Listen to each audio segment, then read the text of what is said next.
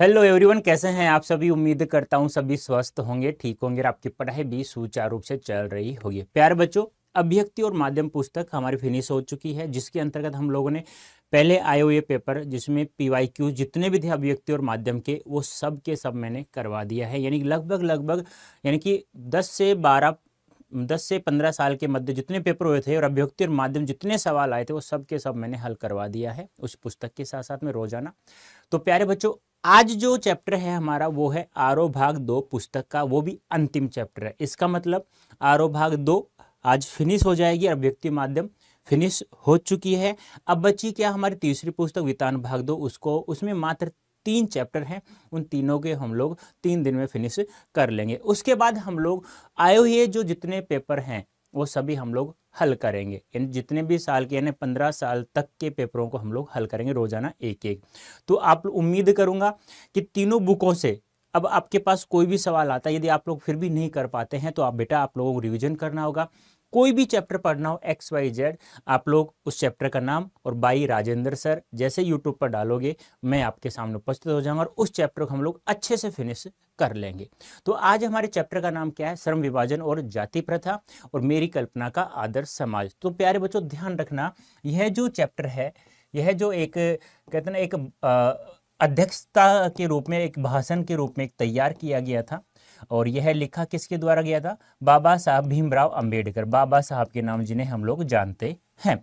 ठीक है, तो एक बार हम लोग थोड़ा सा पढ़ लेते हैं कि श्रम विभाजन, जाति प्रथा और मेरी कल्पना का आदर्श समाज, क्योंकि यह एक ऐसा चैप्टर है, ना तो कोई कहानी है, ना कोई नाटक है, ना कोई उपन्यास है। जब तक हम इसे कंप्लीट नहीं पढ़ेंगे तब तक यह समझ में हमें नहीं आने वाला। तो पूरा हम लोग जो का त्यों जो आपके चैप्टर दिया हुआ है पुस्तक में उसे हम लोग कंप्लीट पढ़ते हैं। तो उम्मीद करता हूं आप लोग शुरू से लेकर लास्ट तक बने रहेंगे। उसके बाद हम लोग इन दोनों जो पाठ है हमारे एक भाषण के रूप में जो तैयार किया गया था, उसे से संबंधित जितने भी MCQs हैं, जितने भी सब्जेक्टिव क्वेश्चंस हैं, वो सभी हम लोग क्या करेंगे? हल करेंगे। तो एक बार सभी आ जाइए। आप लोगों को पता ही, आप सभी का स्वागत करने के लिए रोजाना आपके होस्ट, आपके दोस्त राजेंद्र सर हाजिर होते हैं। जल्दी से मुझे कमेंट करके बताइए, क्या मेरी आवाज़ स्पष्ट रूप से सुनाई दे रही है? आप लोगों को स्पष्ट रूप से दिखाई दे रहा है? तो जल्दी से एक बार कमेंट करके बताइए, उसके बाद हम लोग शुरुआत करते हैं। गुड इवनिंग बेटा, गुड इवनिंग, गुड इवनिंग। कैसे हो बेटा आप सभी? मस्त हो, स्वस्थ हो, ठीक हो? पढ़ाई अच्छी चल रही है आप लोगों की? आ जाइए जल्दी से। चलो ओके बेटा, ओके ओके ओके। अब देखो, श्रम विभाजन और जाति प्रथा, क्योंकि हमें कंप्लीट पढ़ना होगा, पूरा चैप्टर पढ़ना हो, कहानी की तरह नहीं है कि एक बार पढ़ लिया याद हो जाएगा। इसमें एक एक शब्द को हमें ध्यान में रखना है। और जो यहाँ मैंने जो अंडरलाइन किया हुआ है ना, जो सॉरी हाईलाइट किया हुआ है ना येलो कलर्स में, उन शब्दों को थोड़ा ज़्यादा ध्यान से पढ़ना अच्छे से। देखो, यह विडंबना की ही बात है कि इस युग में भी जातिवाद की पोषण की कमी नहीं है। जातिवाद जानते हो कि तुम हीर हो, तुम चमार हो, तुम भंगी हो, तुम सैनी हो, तुम यादव हो, इस प्रकार से उसे कहा जाए जातिवाद। उसकी कमी नहीं, उन लोगों की कमी नहीं है और आज भी हमें दिखाई देता है, उस समय भी था और आज भी दिखाई देता है। इसके पोषक कई आधारों पर इसका समर्थन करते हैं। समर्थन का एक आधार यह कहा जाता है कि आधुनिक सभ्य समाज कार्य कुशलता के लिए श्रम विभाजन को आवश्यक मानता है। यानी कार्य कुशलता के लिए श्रम विभाजन को क्या मानता है? नीड मानता है, यानी आवश्यक मानता है। क्योंकि जाति प्रथा भी श्रम विभाजन का ही दूसरा नाम है। यानी कि हम लोग कह सकते हैं जो जाति प्रथा है वही श्रम विभाजन का ही क्या है? एक दूसरा नाम कह सकते हैं।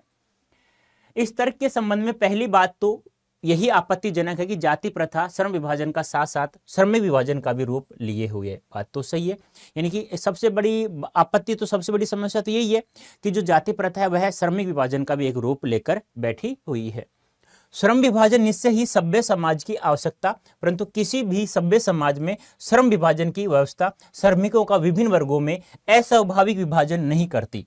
भारत की जाति प्रथा भी एक विशेषता यह है कि यह श्रमिकों का अस्वाभाविक विभाजन ही नहीं करती, बल्कि विभाजित विभिन्न वर्गों को एक दूसरे की अपेक्षा ऊंच नीच भी करार देती है, जो विश्व के किसी भी समाज में नहीं पाया जाता। कहने का मतलब क्या है? मैं तो एक चीज जानता हूं, इंसान पेट की भूख को शांत करने के लिए, कोई भी इंसान है अपने पेट की भूख को शांत करने के लिए यदि वह कोई भी कार्य करता है तो वो उसमें गलत नहीं है। और लेकिन यहाँ पर क्या होता है, वही बात यहाँ बताया गया है। क्या बताया गया है? कि कोई भी इंसान हो, चाहे कैसा भी इंसान क्यों ना हो, कोई कहता है ये छोटा कार्य है, ये छोटी जाति का है, ये बड़ा कार्य, ये बड़ी जाति करती है। मतलब क्या है भाई, कोई भी इंसान कैसा भी कार्य कर सकता है। जाति प्रथा को यदि श्रम विभाजन मान लिया जाए तो यह स्वाभाविक विभाजन नहीं है, क्योंकि यह मनुष्य की रुचि पर आधारित नहीं है। बात तो सही है भी। बनिया, जैसे बनिया एक जाति होती है ना, जैसे बनिया का जो लड़का या लड़की होता है, लड़का होता है, वो केवल व्यापार करता है। क्यों भी? क्या बनिया जाति के जो लोग हैं, क्या अध्यापक या कोई भी पद धारण नहीं कर सकते? कर सकते हैं ना। तो यहाँ क्या होता है, बच्चे का जन्म हुआ नहीं, लड़की हुई तो ये करेगा, लड़का हुआ तो ये करेगा, चाहे उसकी रुचि उसमें है ही नहीं उस कार्य में। लेकिन यह भी एक सबसे बड़ी क्या है, एक समस्या बनी हुई है। कुशल व्यक्ति या सक्षम श्रमिक समाज का निर्माण करने के लिए यह आवश्यक है कि हम व्यक्तियों की क्षमता इस सीमा तक विकसित करें जिससे वह अपना पेशा या कार्य का चुनाव स्वयं कर सके। यानी कि ऐसा तो हमें एक कहते हैं ना कि ऐसा समाज का तो निर्माण करें जिससे कि कोई भी इंसान अपनी रुचि के अनुसार कोई भी व्यवसाय चयन कर सके। इस सिद्धांत के विपरीत जाति प्रथा का दूषित सिद्धांत यह है कि इससे मनुष्य के प्रशिक्षण अथवा उसकी निजी क्षमता का विचार किए बिना दूसरे ही दृष्टिकोण जैसे माता पिता के सामाजिक स्तर के अनुसार पहले से ही अर्थात गर्भ धारण के समय से ही मनुष्य का पैसा निर्धारित कर दिया जाता है। देखो, बच्चा पेट में ही है, पहले फिक्स कर दिया जाता है, लड़का होगा तो ये कार्य करेगा, लड़की होगी तो ये कार्य करेगा। भाई उस आने तो दो इस संसार में, फिर उसकी रुचि किस में है बाद में चर्चा करते हैं ना इस बारे में। लेकिन नहीं, पहले ऐसा ही तय कर दिया जाता कि इसको व्यवसाय यही करना है। जाति प्रथा पेशे का दोषपूर्ण पूर्व निर्धारण ही नहीं करती बल्कि मनुष्य को जीवन भर के लिए एक पेशे में बांध भी देती है। यानी कहने का मतलब क्या है, आज कहते हैं ना माता पिता के नहीं माने तो बच्चा मरा, मान गए तो भी मरा। इस प्रकार का यदि समाज होता है तो वैसे नहीं, यदि पिता पुत्र या पुत्री को दोस्तों की तरह यदि अब उनको बड़ा करता है तो वह बहुत ही बड़ी बात होती है प्यारे बच्चों। ठीक है, हाँ आ जाइए जल्दी से एक बार। नमस्ते बेटा, नमस्ते। चलो, भले ही पैसा अनुपयुक्त या अपर्याप्त होने के कारण वह भूखों मर जाए, यानी कि उसे उसकी रुचि भी नहीं है उस व्यवसाय में, लेकिन फिर भी उसे करना पड़ रहा है, लेकिन चाहे वो भूखा ही क्यों ना मरे, क्योंकि आजकल जाति प्रथा कुछ ज़्यादा ही फैल रही थी उस समय। आधुनिक युग में यह स्थिति प्राय आती है क्योंकि उद्योग धंधों की प्रक्रिया व तकनीक में निरंतर विकास और कभी कभी अकस्मात परिवर्तन हो जाता है, जिसके कारण मनुष्य को अपना पेशा बदलने की आवश्यकता पड़ सकती है। और यह प्रतिकूल परिस्थितियों में भी मनुष्य को अपना पेशा बदलने की स्वतंत्रता न हो तो इसके लिए भूखों मरने के अलावा और कोई चारा भी नहीं है।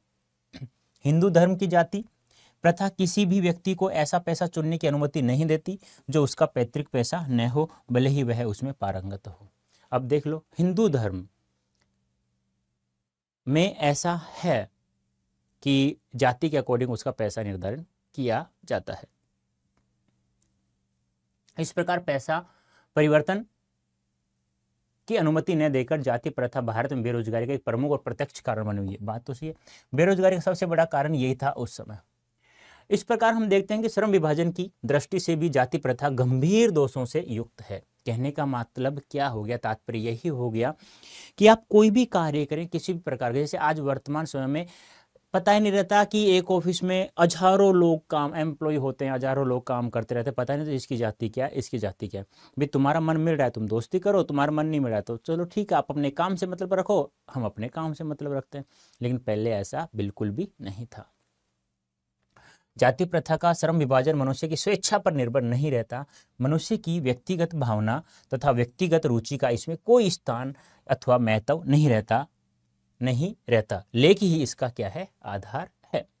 इस आधार पर हमें यह स्वीकार करना पड़ेगा कि आज के उद्योगों में गरीबी और उत्पीड़न इतनी बड़ी समस्या नहीं है जितनी यह कि बहुत से लोग निर्धारित कार्य को अरुचि के साथ केवल व्यवस्थावस्थ करते हैं। कहने का मतलब क्या हो गया, कहने का मतलब दोस्तों यह हो गया कि कोई व्यक्ति गरीब है, वह समस्या बड़ी नहीं है, लेकिन सबसे बड़ी समस्या क्या है, किसी व्यक्ति की रुचि नहीं है फिर भी उसे वही कार्य करना पड़ रहा है। ऐसी स्थिति स्वभावतः मनुष्य को दुर्भावना से ग्रस्त रहकर टालो काम करने और कम काम करने के लिए प्रेरित करती है। बात तो सही, उसे उसकी इच्छा ही नहीं होगी, उसे जो आता है वह कार्य न करके जो नहीं आता वह कार्य करे, तो एक टालो काम ही हो गया। ऐसी स्थिति में जहां काम करने वालों का न दिल लगता है न दिमाग, न कोई कार्य कुशलता कैसे प्राप्त कर सकता है?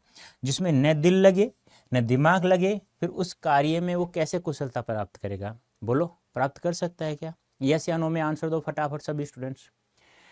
अतः यह निर्विवाद रूप से सिद्ध हो जाता है कि आर्थिक पहलू से भी जाति प्रथा हानिकारक प्रथा है। बात तो सही है, यानी आर्थिक पहलू से भी जाति प्रथा क्या है? हानिकारक प्रथा है, क्योंकि यह मनुष्य की स्वाभाविक प्रेरणा, रुचि व आत्मशक्ति को दबाकर उन्हें अस्वाभाविक नियमों में जकड़ कर निष्क्रिय बना देती है। ये हो गई हमारी जाति प्रथा और श्रम विभाजन। अब देखते हैं कि बाबा साहब भीमराव अम्बेडकर के अनुसार, उनके अनुसार एक आदर्श समाज कैसा होना चाहिए, कितने उसमें तत्व होने चाहिए? समता, भ्रातृता, कहते हैं ना भाईचारा, ये सब होना चाहिए। स्वतंत्रता, समता और भ्रातृता। जाति प्रथा के खेदजनक परिणामों की नीरस गाथा को सुनते सुनते आप में से कुछ लोग निश्चय ही ऊब गए होंगे। यानी कि मैं जो ये भाषण दे रहा हूँ, ये देखो एक भाषण था, लेकिन अध्यक्षता रूप में छपवाया गया था, ये बाद में पुस्तक के रूप में स्वतंत्र रूप से छपवाया गया था। तो अब भाषण के रूप में जब उन्होंने लिखा, तो उन्होंने लिखा था ये कि भाई आपने जाति प्रथा और श्रम विभाजन के बारे में सुन सुन करके आप लोग ऊब गए होंगे, यार क्या सुना रहे। काफ़ी बार कुछ मूवी देखते हो ना आप लोग, तो आप कहते क्या मूवी यार, ऊब जाते हो आप लोग, दिमाग खराब हो जाता है। वही हाल यहाँ लेखक स्वयं कह रहे हैं। यह अस्वाभाविक भी नहीं है। अतः अब मैं समस्या के रचनात्मक पहलू को लेता हूँ, यानी जो समस्या है उसके रचनात्मक पहलू को लेता हूँ। मेरे द्वारा जाति प्रथा की आलोचना सुनकर आप लोग मुझसे यह प्रश्न पूछना चाहेंगे कि यदि मैं जातियों के विरुद्ध हूँ तो मेरी दृष्टि में आदर्श समाज क्या है? ठीक है, यदि ऐसा पूछोगे तो मेरा उत्तर होगा कि मेरा आदर्श समाज स्वतंत्रता, समता, भ्रातृता पर आधारित होगा। यानी कि सभी को स्वतंत्रता प्राप्त हो, कोई व्यक्ति कैसा भी कार्य कर सकता है, कहीं पर भी बैठ सकता है, कहीं पर भी उठ सकता है, कहीं पर भी पढ़ सकता है। सभी को समान रूप से कार्य करने का हक होना चाहिए। सभी में क्या होना चाहिए? भाईचारा होना चाहिए। तो इन शब्दों में किसी को शायद कोई दिक्कत भी नहीं होगी। क्या यह ठीक नहीं है? भ्रातृता अर्थात भाईचारे में किसी को क्या आपत्ति हो सकती है? किसी भी आदर्श समाज में इतनी गतिशीलता होनी चाहिए जिससे कोई भी वांछित परिवर्तन समाज के एक छोर से दूसरे तक संचारित हो सके। ऐसे समाज के बहुविधि हितों में सबका भाग होना चाहिए तथा सबको उनकी रक्षा के प्रति सजग रहना चाहिए। सामाजिक जीवन में अबाध संपर्क के अनेक साधन व अवसर उपलब्ध रहने चाहिए। तात्पर्य यह है कि दूध पानी के मिश्रण की तरह भाईचारे का यही वास्तविक रूप है। इसी का दूसरा नाम लोकतंत्र है। बात सही है। लोक यानी संसार, तंत्र यानी शासन, यानी लोगों द्वारा किया जाने वाला शासन। जैसे हमारे यहाँ, अपने यहाँ भारत देश में लोकतंत्र है, यानी कि देश की जनता ही तो प्रधानमंत्री, राष्ट्रपति, मुख्यमंत्री सब चुनती है। अब तुम कहते हो सर राष्ट्रपति को हम थोड़ी चुनते। अरे बेटा, तुमने जिस एमएलए को जिताया, जिस सांसद को आपने जिताया है, वही तो मिलकर के क्या प्रधानमंत्री क्या राष्ट्रपति। तो कहने का मतलब क्या है? आप सभी का यहाँ पे क्या है? एक सहयोग बना रहता है। क्योंकि लोकतंत्र केवल शासन की एक पद्धति ही नहीं है। लोकतंत्र मूलतः सामूहिक जीवनचर्या की एक रीति तथा समाज के सम्मिलित अनुभवों के आदान प्रदान का नाम है। यानी कि एक रीति और एक समाज की सम्मिलित अनुभवों के आदान प्रदान का क्या एक नाम है। इसमें यह आवश्यक है कि अपने साथियों के प्रति श्रद्धा व सम्मान का भाव होना चाहिए। इसी प्रकार स्वतंत्रता पर भी क्या कोई आपत्ति हो सकती है? गमनागमन यानी गमन और आगमन की स्वाधीनता, जीवन तथा शारीरिक सुरक्षा की स्वाधीनता के अर्थों में शायद ही कोई स्वतंत्रता का विरोध करे। यानी कि भाईचारे से किसी को विरोध नहीं है, स्वतंत्रता का कोई विरोध नहीं कर सकता। इस प्रकार संपत्ति के अधिकार, जीविकोपार्जन के लिए आवश्यक औजार व सामग्री रखने का अधिकार, जिससे शरीर को स्वस्थ रखा जा सके, के अर्थ में भी स्वतंत्रता पर कोई आपत्ति नहीं हो सकती। फिर भी मनुष्य की शक्ति के सक्षम एवं प्रभावशाली प्रयोग की भी स्वतंत्रता क्यों न प्रदान की जाए। कहने का मतलब क्या है? व्यक्ति अपनी रक्षा के लिए कोई भी हथियार वगैरह, कोई भी सामग्री वगैरह रख सकता है। ऐसा सभी को स्वतंत्र रूप से स्वतंत्रता प्राप्त होनी चाहिए और प्रत्येक व्यक्ति किसी भी जगह पर कोई भी सामग्री जुटाने के लिए उसे स्वतंत्रता होनी चाहिए। बोलो यस या नो, आप मानते हो नहीं मानते हो इस बात को? जल्दी से मुझे कमेंट करके बताइए।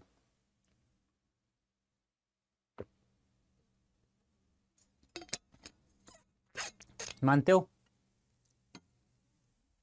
चलिए, जाति प्रथा के पोषक जीवन, शारीरिक सुरक्षा तथा संपत्ति के अधिकार की स्वतंत्रता को तो स्वीकार कर लेंगे, परंतु मनुष्य के सक्षम एवं प्रभावशाली प्रयोग की स्वतंत्रता देने के लिए जल्दी तैयार नहीं होंगे, क्योंकि इस प्रकार की स्वतंत्रता का अर्थ होगा अपना व्यवसाय चुनने की स्वतंत्रता किसी को नहीं है, तो उसका अर्थ उसे दास्ता में जकड़ कर रखना होगा, यानी गुलामी जिसे कहते हैं।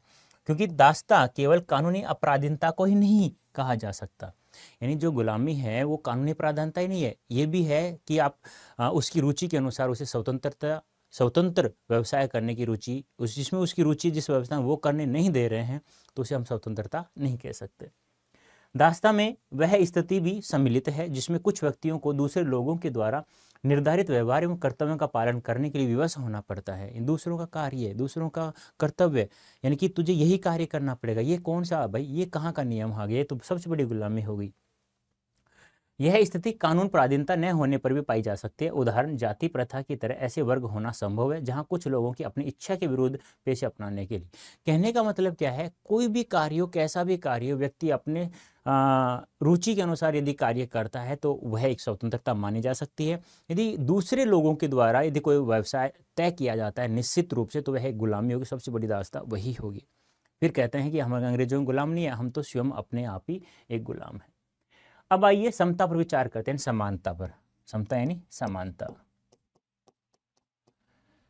क्या समता पर किसी की आपत्ति हो सकती है? देखो, इन्होंने कहा कि भाईचारे पर किसी को आपत्ति नहीं है, स्वतंत्रता पर किसी को आपत्ति नहीं है, अब समानता पर किसी को, यानी समान रूप से सभी को अधिकार मिलना चाहिए। फ्रांसीसी क्रांति के नारे में समता शब्द का विवाद का विषय रहा था, यानी फ्रांसीसी जो क्रांति हुई थी उसमें समता शब्द के लिए ही एक विवाद का विषय बना हुआ था। समता के आलोचक यह कह सकते हैं कि सभी मनुष्य बराबर नहीं होते, और उनका यह तर्क वजन भी रखता है, लेकिन तथ्य होते हुए भी यह विशेष महत्व नहीं रखता, क्योंकि शाब्दिक अर्थ में समता असंभव होते हुए भी यह नियामक सिद्धांत मनुष्य की क्षमता 3 बातों पर निर्भर करती है। मनुष्य की जो क्षमता होती है वह कितनी बातों पर? 3 बातों पर निर्भर करती है, शारीरिक वंश परंपरा, सामाजिक उत्तराधिकार और मनुष्य के अपने प्रयत्न। अब देखो यहाँ पे ध्यान सुना, सामाजिक उत्तराधिकार अर्थात क्या है? सामाजिक परंपरा के रूप में माता पिता की कल्याण कामना, शिक्षा तथा वैज्ञानिक ज्ञानार्जन आदि सभी उपलब्धियां जिनके कारण सभ्य समाज जंगली लोगों की अपेक्षा विशिष्टता प्राप्त करता है, और अंत में विशिष्टता प्राप्त करता है, और अंत में तीसरी कौन सी है? मनुष्य के अपने प्रयत्न। इन तीनों दृष्टियों से निसंदेह मनुष्य समान नहीं होते, क्योंकि इन व्यवस्थाओं के कारण सभ्य समाज को उनके साथ असमान व्यवहार करना चाहिए। समता विरोध करने वालों के पास इसका क्या जवाब होगा? यानी कि मनुष्य की जो क्षमता होती है 3 बातों पर निर्भर करती है, शारीरिक वंश परंपरा, सामाजिक उत्तराधिकार और मनुष्य के अपने प्रयत्न। इन दो, इस पर तो मनुष्य अपना कंट्रोल कर सकता है, लेकिन इन 2 पर कोई नियंत्रित नहीं कर सकता। व्यक्ति विशेष की दृष्टिकोण से असमान प्रयत्न के कारण असमान व्यवहार को अनुचित नहीं कहा जा सकता। ध्यान रखना, असमान प्रयत्न के कारण असमान व्यवहार को, साथ ही प्रत्येक व्यक्ति को अपनी क्षमता का विकास करने का पूरा प्रोत्साहन देना सर्वथा क्या है? उचित है। परंतु यदि मनुष्य प्रथम 2 बातों में असमान है, तो क्या इस आधार पर सामाजिक उत्तराधिकार और शारीरिक वंश परंपरावली, कौन कौन से हैं? शारीरिक वंश परंपरावली, शारीरिक वंश परंपरा और सामाजिक उत्तराधिकार, इन दोनों की बात चल रही है। तो क्या इस आधार पर उनके साथ भिन्न व्यवहार उचित होगा? अलग व्यवहार करना उचित होगा? नहीं। उत्तम व्यवहार के हक की प्रतियोगिता में वे लोग निश्चय ही बाजी मार जाएंगे जिन्हें उत्तम कुल यानी परिवार, शिक्षा, पारिवारिक ख्याति, पैतृक संपदा तथा व्यावसायिक प्रतिष्ठा का लाभ प्राप्त हो। कहने का मतलब क्या है, अब कोई भी प्रतियोगिता आयोजित करते हैं और जिसको सारे मतलब को उस प्रतियोगिता को जीतने के लिए या पास करने के लिए जितने भी समस्याओं का समाधान होना चाहिए, वो सभी समस्याएं किनको प्राप्त होंगी? जो अच्छे कुल में जन्मा हो, जिसे अच्छी शिक्षा प्राप्त हो, और उन लोगों क्या जो सरकारी स्कूल में पढ़ते हैं। इस प्रकार पूर्ण सुविधा संपन्नों को ही उत्तम व्यवहार का हकदार माना जाना वास्तव में निष्पक्ष निर्णय नहीं कहा जा सकता, क्योंकि यह सुविधा संपन्नों के पक्ष में निर्णय देना होगा। यानी कि जिसके पास सारे अधिकार उसका तो कार्य हो जाए। जैसे कि मान लो कोई धनवान व्यक्ति है, उसके पास मान लो वो कह रहा है कि मुझे कार्य करना है, तो उसका तुरंत हो जाता है। एक गरीब बच्चे का कार्य नहीं हो पाता, तो ये क्या निष्पक्ष निर्णय नहीं कहा जा सकता। अतः न्याय का तगाजा यह है कि जहां हम तीसरे प्रयासों की असमानता जो मनुष्य के अपने वश की बात है, यानी कि मनुष्य के अपने प्रयत्न, आधार पर मनुष्य के साथ असमान व्यवहार को उचित ठहराते हैं। वहाँ प्रथम दो आधारों कौन कौन से? शारीरिक वंश परंपरा और दूसरा सामाजिक उत्तराधिकार, जो मनुष्य के अपने वश की बात नहीं है, पर उसके साथ असमान व्यवहार नितांत अनुचित है। और हमें ऐसे व्यक्तियों के साथ यथासंभव समान व्यवहार करना चाहिए। दूसरे शब्दों में, समाज की यदि अपने सदस्यों से अधिकतम उपयोगिता प्राप्त करनी है तो यह तो संभव है जब समाज के सदस्यों को आरंभ से ही समान अवसर व समान व्यवहार उपलब्ध कराया जाए। इसी को तो समानता कहा जाता है। समता का औचित्य यहीं पर समाप्त नहीं होता। वो क्या है? समता का उचित जो मैं समझा रहा हूँ औचित्य, वह समाप्त यहीं पर नहीं होता। इसका और भी आधार उपलब्ध है। एक राजनीतिक पुरुष का बहुत ही बड़ी जनसंख्या से पाला पड़ता है। वो सभी को समान रूप से आंकता है, तभी तो वो जीतता है। अपनी जनता से व्यवहार करते समय राजनीतिज्ञ, जो राजनीति को जानता है, राजनीतिज्ञ के पास न तो इतना समय होता है, न प्रत्येक के विषय में इतनी जानकारी ही होती है, जिससे वह सबकी अलग अलग आवश्यकताओं तथा क्षमताओं के आधार पर वांछित व्यवहार अलग अलग कर सके। वैसे भी आवश्यकताओं और क्षमताओं के आधार पर भिन्न व्यवहार कितना भी आवश्यक तथा औचित्यपूर्ण क्यों न हो, मानवता के दृष्टिकोण से समाज दो वर्गों व श्रेणियों में नहीं बांटा जा सकता है। ऐसी स्थिति में राजनीतिज्ञ को अपने व्यवहार में एक व्यवहारीय सिद्धांत की आवश्यकता रहती है, और वह व्यवहारीय सिद्धांत यही होता है कि सब मनुष्यों के साथ समान व्यवहार किया जाए। तभी तो एक इंसान जो होता है राजनीतिज्ञ कहलाता है। यानी कि आप बताइए, हमारे जो प्रधानमंत्री श्री नरेंद्र मोदी जी हैं, क्या वो प्रत्येक व्यक्ति को जानते हैं? नहीं, लेकिन सभी के साथ वो समान रूप से व्यवहार करते हैं, तभी तो वो प्रधानमंत्री हैं। राजनीतिज्ञ यह व्यवहार इसलिए नहीं करता कि सब लोग समान होते हैं, बल्कि इसलिए कि वर्गीकरण एवं श्रेणीकरण संभव होता है। इस प्रकार समता यद्यपि काल्पनिक जगत की वस्तु है, फिर भी राजनीतिज्ञ को यह सभी परिस्थितियों को दृष्टि में रखते हुए उसके लिए यही मार्ग भी रहता है, क्योंकि यही व्यवहारिक भी है और यही उसके व्यवहार की एकमात्र कसौटी भी है। कहने का मतलब क्या है? सभी के साथ समान रूप से व्यवहार किया जाए, एक व्यवहारीय सिद्धांत के आधार पर। किसी को श्रेणीगत न बांटा जाए, न वर्गीकृत बांटा जाए, न जातिगत बांटा जाए, न सार्वजनिक रूप से विभाजित किया जाए। छोटे बड़े का किसी भी प्रकार का कोई भी सिद्धांत न अपना कर व्यवहारिक सिद्धांत को अपनाया जाता सभी के लिए, जो सभी के लिए वो उचित ठहरे, तभी उसे राजनीतिज्ञ कहा जाता है। क्योंकि उसके पास समय इतना नहीं होता भाई। तब बाबा साहब भीमराव अम्बेडकर ने कहा है कि मेरी कल्पना के अनुसार एक आदर्श समाज वह ऐसा होना चाहिए जिसमें ये तीनों चीजें हों, स्वतंत्रता, समता और बृहत्तरता। इन तीनों से शायद किसी को कोई आपत्ति नहीं होगी। अब चलते हैं हमारे एमसीक्यूज पर, तो फटाफट बताइए, इन्हें भी जाने। अंबेडकर की पुस्तक जाति भेद का उच्छेद और इस विषय में गांधी जी के साथ उनके संवाद की जानकारी, यानी कि एक अंबेडकर की पुस्तक है अंबेडकर जी की, जाति भेद का उच्छेद। हिंदी स्वराज नामक पुस्तक भी गांधी जी ने कैसे आदर्श समाज की कल्पना की है, वह भी पढ़े। अब देखो, पहला सवाल क्या है? लेखक के अनुसार मनुष्य की कार्य कुशलता किस प्रकार बढ़ाई जा सकती है? कार्य कुशलता श्रम विभाजन द्वारा, जनसंख्या बढ़ाकर, जाति प्रथा द्वारा, सभी को समान अवसर देकर। तो कार्य कुशलता कैसे बढ़ेगी? जब सभी को समान अवसर दिया जाएगा। ठीक है, नेक्स्ट। लेखक के अनुसार दास्ता का संबंध किससे नहीं है? दास्ता का साथ संबंध है गुलामी, यानी कि मतलब किससे नहीं है? कानून से नहीं है। वो ये भी ध्यान रखना कि कानून को ही गुलामी नहीं कह सकते कि कोई व्यक्ति कानून के अंदर जकड़ा हुआ है। सबसे बड़ी तो जाति प्रथा है, श्रम विभाजन का रूप लेकर बैठी हुई है। बच्चों या समाज के लोगों को दूसरे लोगों द्वारा निर्धारित व्यवहार और कर्तव्यों का पालन करने के लिए मजबूर करना क्या कहलाता है? तो मजबूर करेंगे तो उसे क्या कहेंगे? गुलामी कहेंगे, उसे दास्ता कहेंगे। बेटा ध्यान से समझना, मैंने दोनों चैप्टर अच्छे से पढ़ा दिया है, दोनों भाग। लेखक ने भारतीय समाज में बेरोजगारी और भुखमरी का क्या कारण बताया है? भुखमरी और बेरोजगारी का क्या बताया? जाति प्रथा है क्या कहीं? ये रहा। आर्थिक विकास के लिए जाति प्रथा का परिणाम कैसा है? आर्थिक विकास के लिए जाति प्रथा का परिणाम कैसा है? हानिकारक है, लाभकारी है, उपयोगी, अनुपयोगी। तो आर्थिक विकास जाति प्रथा करेंगे तो क्या हो जाएगा? हानिकारक ही होगा। लेखक समाज के सभी सदस्यों को कौन से अवसर प्रदान करने के पक्ष में है? यानी कि लेखक यानी बाबा साहब भीमराव अंबेडकर समाज के सभी सदस्यों को कौन से अवसर प्रदान करने के पक्ष में? समान अवसर, लाभदायक अवसर, व्यवहारिक अवसर, अव्यवहारिक। तो क्या होता है? समान अवसर, यानी जिसे हम लोग कहते हैं समता या समानता। ठीक है बेटा जी, आ रहा है ना समझ में? ऐसे पूरा चैप्टर हम लोग प्रत्येक चैप्टर को पढ़ लेंगे ना, तो हमारा प्रत्येक सवाल को हल कर सकते हैं बेटा। लेखक ने दूध और पानी के मिश्रण से किसकी तुलना की है? भाईचारे से। दूध में जैसे पानी मिला देते हैं, पता नहीं होता, ऐसे ही मिश्रण इनका होता है। जाति प्रथा का श्रम विभाजन किस प्रकार का है? जाति प्रथा का श्रम विभाजन किस प्रकार का? अस्वाभाविक है। स्वाभाविक तो है ही नहीं, अस्वाभाविक है। जाति प्रथा का सबसे बड़ा दोष क्या है? यह लोगों को एक पैसे से जोड़ देती है, यह लोगों को अनेक व्यवसाय से जोड़ देती है, व्यवसाय में परिवर्तन कर देती है, यह रोजगार में परिवर्तन कर देती है, यानी यह लोगों को एक पैसे से जोड़ देती है। यानी कि तुझे यही कार्य करना होगा बस, और कुछ नहीं करना होगा। माता पिता कहते हैं ना कि मैं कलेक्टर हूँ, तेरी माँ प्रोफेसर है, अब तू ऐसा कार्य क्यों कर रहा है, तो वो गलत उनके अनुसार है, उसके अनुसार नहीं कि उसकी जो रुचि है उसमें वो कार्य कर रहा है, तो उसे वही कार्य करना चाहिए, करने देना चाहिए। बाबा साहब अम्बेडकर ने किस प्रकार के समाज की कल्पना की है? आदर्श समाज की। और कितने तत्व हैं उसमें? 3। आदर्श समाज में परिवर्तन का लाभ किन लोगों को प्राप्त होगा? गरीबों को होगा, सीधी सी बात है।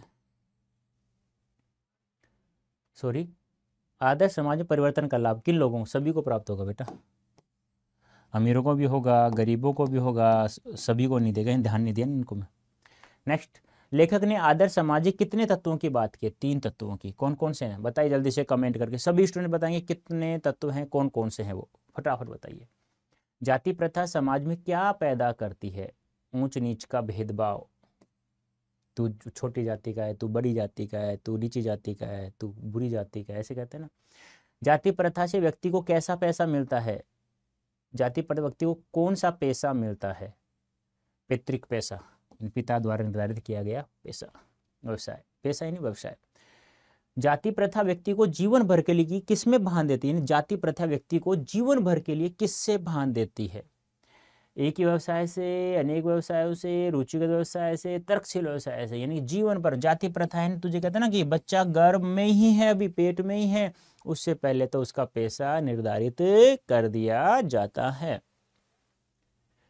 अंबेडकर के विख्यात भाषण एनिहिलेशन ऑफ कास्ट 1936 का हिंदी अनुवाद किसने किया? ये जो भाषण हमने पढ़ा है ना, ये 2 पार्ट, ये नाम था एनिहिलेशन ऑफ कास्ट, जो 1936 में एक भाषण के रूप में तैयार किया गया था।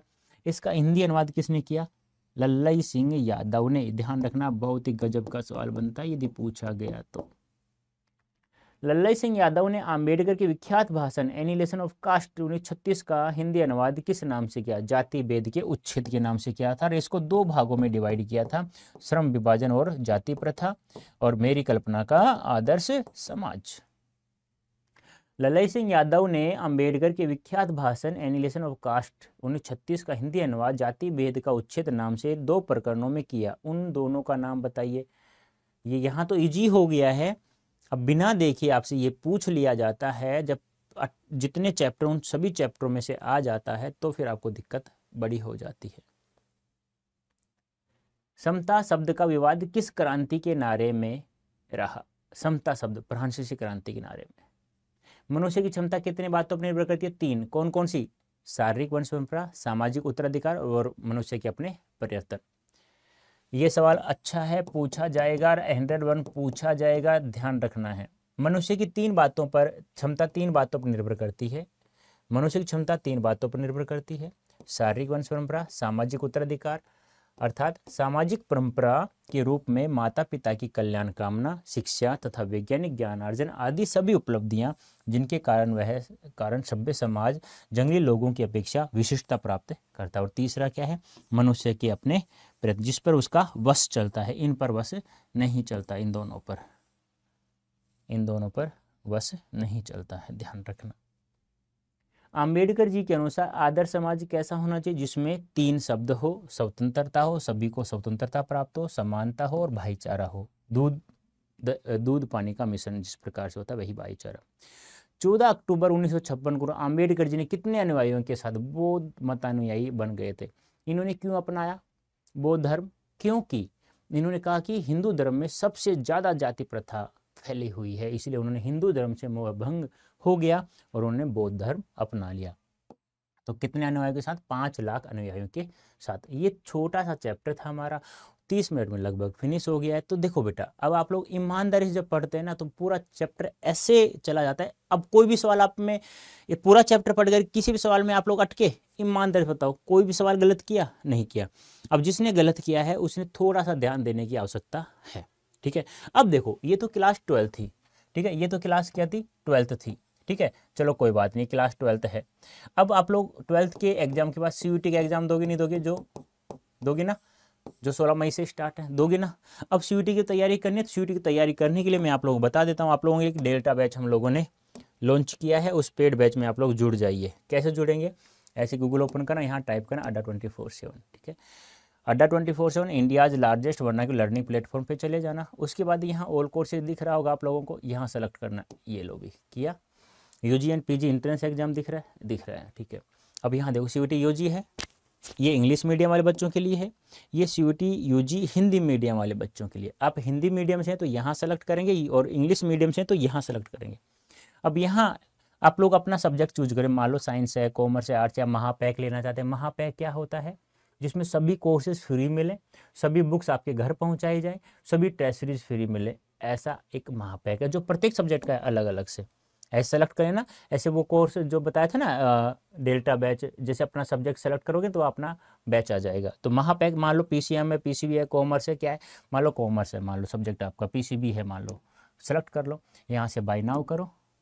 इसका थोड़ा 2000 रुपये ज़्यादा है प्रत्येक बैच से, क्योंकि इसमें प्रत्येक बैच क्या मिलता है? फ्री ऑफ कॉस्ट मिलता है, इसलिए 2000 रुपये कुछ ज़्यादा है, ठीक है। तो यहाँ कूपन कोड यूज करना है Y551, अप्लाई कर देना। अब देखो 7400 कुछ रुपए का पड़ रहा है जब आप लोगों ने इस कूपन कोड का प्रयोग किया, 17% का डिस्काउंट मिल गया। अब आप चाहते हो कि थोड़ा और डिस्काउंट हो जाए, तो इसी महापैक को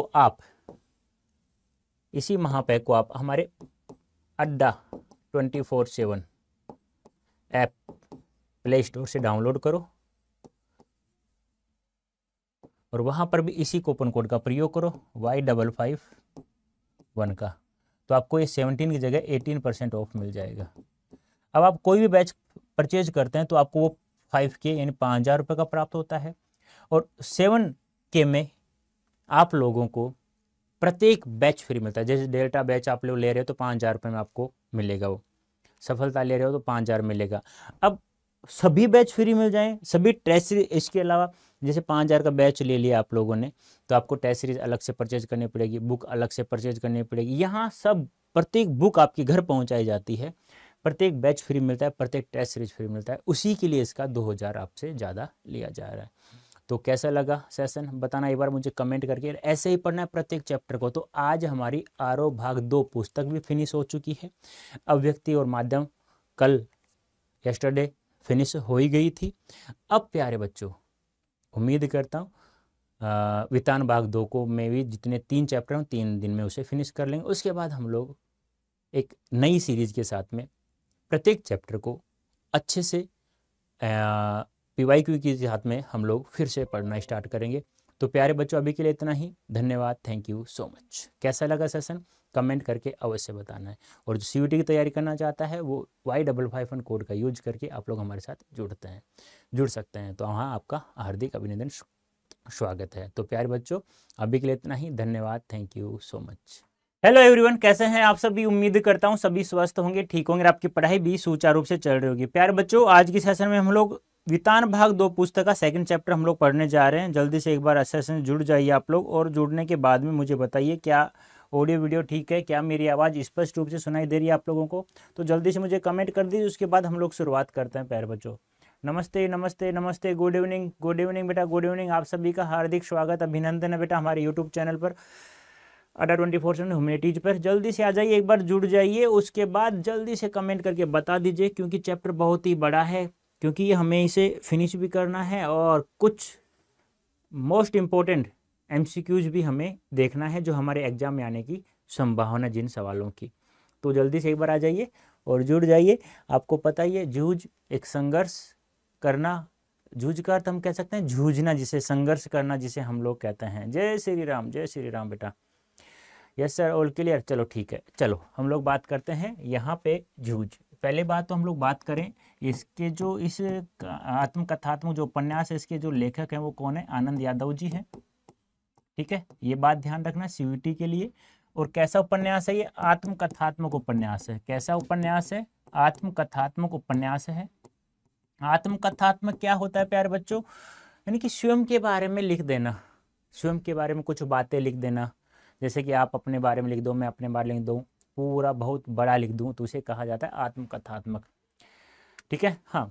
और दूसरी बात करें, यहाँ लेखक ने स्वयं के बारे में लिखा है, वो किस प्रकार से पढ़ाई के लिए संघर्ष करते हैं, जूझते हैं किस प्रकार से, ठीक है, उसको हम लोग देखते हैं। देखो, यह मराठी के प्रख्यात कथाकार आनंद यादव का बहुचर्चित, एक बहुप्रशंसित आत्मकथात्मक उपन्यास है। बहुत ज़्यादा प्रशंसा, बहुत ज़्यादा इनको सर्वप्रसिद्धि प्राप्त हुई थी। यह अंश यही यहाँ दिया गया है। यह किशोर में देखे और भोगे हुए गवई जीवन के खुरदरे यथार्थ और उसके रंगारंग प्रवेश के अत्यंत विश्वसनीय जीवंत गाथा है। गवई यानी गांव का जीवन है, किस प्रकार से लोग गांव में जीवन यापन करते हैं, किस प्रकार से माता पिता बच्चों को पढ़ाते नहीं है, क्या कारण है, यह सब यहाँ उन्होंने लिखा है अपने बारे में। इस आत्मकथात्मक उपन्यास में जीवन का मर्म स्मर्शी, देखो यहाँ जो लिखा गया है ना, वो लेखक ने स्वयं के बारे में लिखा है। किसके बारे में लिखा है? स्वयं के बारे में। मर्म स्पर्शी चित्रण तो है ही, अस्त व्यस्त अल मस्त निम्न मध्य वर्गीय ग्रामीण समाज और लड़ते जूझते किसान मजदूरों के संघर्ष की भी अनूठी झांकी है। संघर्ष, जूझ जिसे कहते हैं, यानी कि निम्न मध्यवर्गीय नहीं, निम्न मध्यवर्गीय यानी मध्य वर्ग से भी नीचे वाले परिवार जो खेती करते हैं। कभी बरसात नहीं होती, कभी बैल प्यासे मर जाते हैं, कभी बैल मर जाता है, कभी कुछ हो जाता है, कभी कुछ बहुत सारी समस्याएं होती हैं और वो पढ़ाई पर ध्यान नहीं दे पाते हैं। यहाँ लिए गए अंश में हर स्थिति में पढ़ने की लालसा लिए धीरे धीरे साहित्य, संगीत और अन्य विषयों की ओर बढ़ते किशोर के कदमों की आकुल आहट सुनी जा सकती है, जो निश्चय ही किशोर होते विद्यार्थियों के लिए हम कदम बन सकती है। देखो यहाँ पे लेखक है जकाते, जिनका स्कूल में नाम पड़ता है, इस स्कूल का नाम है, ठीक है। अब ये जो बच्चा है ये कौन है? ये लेखक स्वयं है। ये किस प्रकार से अपने पिताजी को ये क्या कहते हैं? दादाजी कहते हैं, दादा के नाम से पुकारते हैं। और दादा पढ़ाई, इन्हें बिल्कुल भी, दादा को पढ़ाई बिल्कुल नहीं थी। वो कहता था क्या वकीलाई करेगा, क्या वकालत करेगा, तू नहीं कर सकता कुछ भी, तू केवल खेती बाड़ी करेगा। अब इसके जो दादा थे वो कामचोर थे, वो केवल रखमाबाई, ये ध्यान रखना है, और पूरा सांड की तरह गांव में घूमते रहते थे। ये ऐसा कौन कहता है? ये जकाते की जो माँ है वो कहती है। लेकिन यहाँ पे एक सरकार है, दत्ताजी राव देसाई। अब माँ को जब लेखक कहता है कि मुझे पढ़ना है, मुझे बहुत अच्छे से पढ़ना है, तो लेखक की माँ कहती है कि तुम्हारे पिता को पता चल जाएगा तो बरहैला सुअर की तरह घुर्राएगा, ठीक है। तो वो आइडिया, उनको एक विचार आता है बच्चे को या लेखक को, वो कहता है दत्ताजी राव सरकार ही उन्हें समझा सकते हैं, तो वो एक दिन उनके पास वो चले जाते हैं। ऐसे लेखक का काम बन जाता है, वो स्कूल में एडमिशन उनका हो जाता है वापस से। अब यहाँ देखो, आपसे पूछा जाएगा गमछा का शाब्दिक अर्थ क्या है, जीवने का शाब्दिक अर्थ क्या है, यतिगति का शाब्दिक अर्थ क्या है। ये यतिगति है ना, एक छंद का टॉपिक है काव्य शास्त्र में। यति यानी ठहराव, रुकना जिसे कहते हैं। गति यानी चलना, यानी कि ठहरने के बाद में फिर चल देते हैं ना, ये छंद की भाषा में यति गति। गमछा होता है एक पतले कपड़े का तौलिया होता है। जीवना, जैसे आप लोग शादी विवाह निमंत्रण पर जाते हो ना, भोजन ग्रहण करना जिसे कहते हैं, हम लोग पंगत में बैठ जाते हो। आजकल तो पंगत नहीं, प्लेट उठाया और उसमें अनाप शनाप डालिया, खाया कुछ और छोड़ के चले गए। आदत गंदी पड़ चुकी है आजकल वर्तमान में बच्चों की। कविता में रुकने और आगे बढ़ने के नियम, यति गति छंद का नियम है, यह ध्यान रखना। क्योंकि छंद किसे कहते हैं? ऐसी रचना जिसमें यति गति, गण, ठीक है, पद आदि के नियमों का पालन, मात्रा आदि के नियमों का पालन किया जाता है, उसे छंद कहा जाता है। और ये भी ध्यान रखना, ये सीयूटी के लिए बहुत अच्छा सवाल बनता है। क्या? जूझ उपन्यास से लिया गया, जो सन 1990 में जिन्हें साहित्य अकादमी पुरस्कार से सम्मानित किया गया। यानी आपसे पूछा जाए डॉक्टर आनंद यादव को साहित्य अकादमी पुरस्कार किस रचना के ऊपर प्राप्त हुआ, तो जूझ के ऊपर, ठीक है। लेखक ने स्वयं के ऊपर लिखा है। अब देखो यहाँ लेखक क्या कहता है, मैं एक बार बता देता हूँ, फिर आप लोग पढ़ते रहना। लेखक का मन है ना बहुत विचलित रहता है, वो पढ़ने का मन बहुत ज़्यादा करता है, उसे और कोई काम नहीं है, विचलन केवल पढ़ने का ही है उसे। वो कहता है कि मैं पढ़ना चाहता हूँ, लेकिन दादा के सामने, पिताजी के सामने खड़े होकर कहने की ऐसी हिम्मत नहीं है, क्योंकि ऐसा कह दिया तो दादा पीठ कूट देगा, यानी कि हड्डी पसली एक कर देगा, बहुत मारता है। माँ से कहा, जब माँ एक दिन कंडे, कंडे क्या होता है ध्यान रखना, गोबर होता है ना भैंस गाय भैंसों का जो गोबर होता है उसे कंबे जैसे छाने भी कहते हैं, उपले भी जिसे कहते हैं। वो छाप रही थी, लेखक माँ को बाल्टी से पानी पकड़ा रहा था। तो माँ, लेखक कहता है माँ से कि माँ मैं पढ़ना चाहता हूँ, मैं स्कूल जाना चाहता हूँ। तो लेखक की माँ कहती है कि आपके पिता को पता चल गया तो वह बरहेला सुअर की तरह घुर्राएगा, देख लो, और तुझे बहुत मारेगा।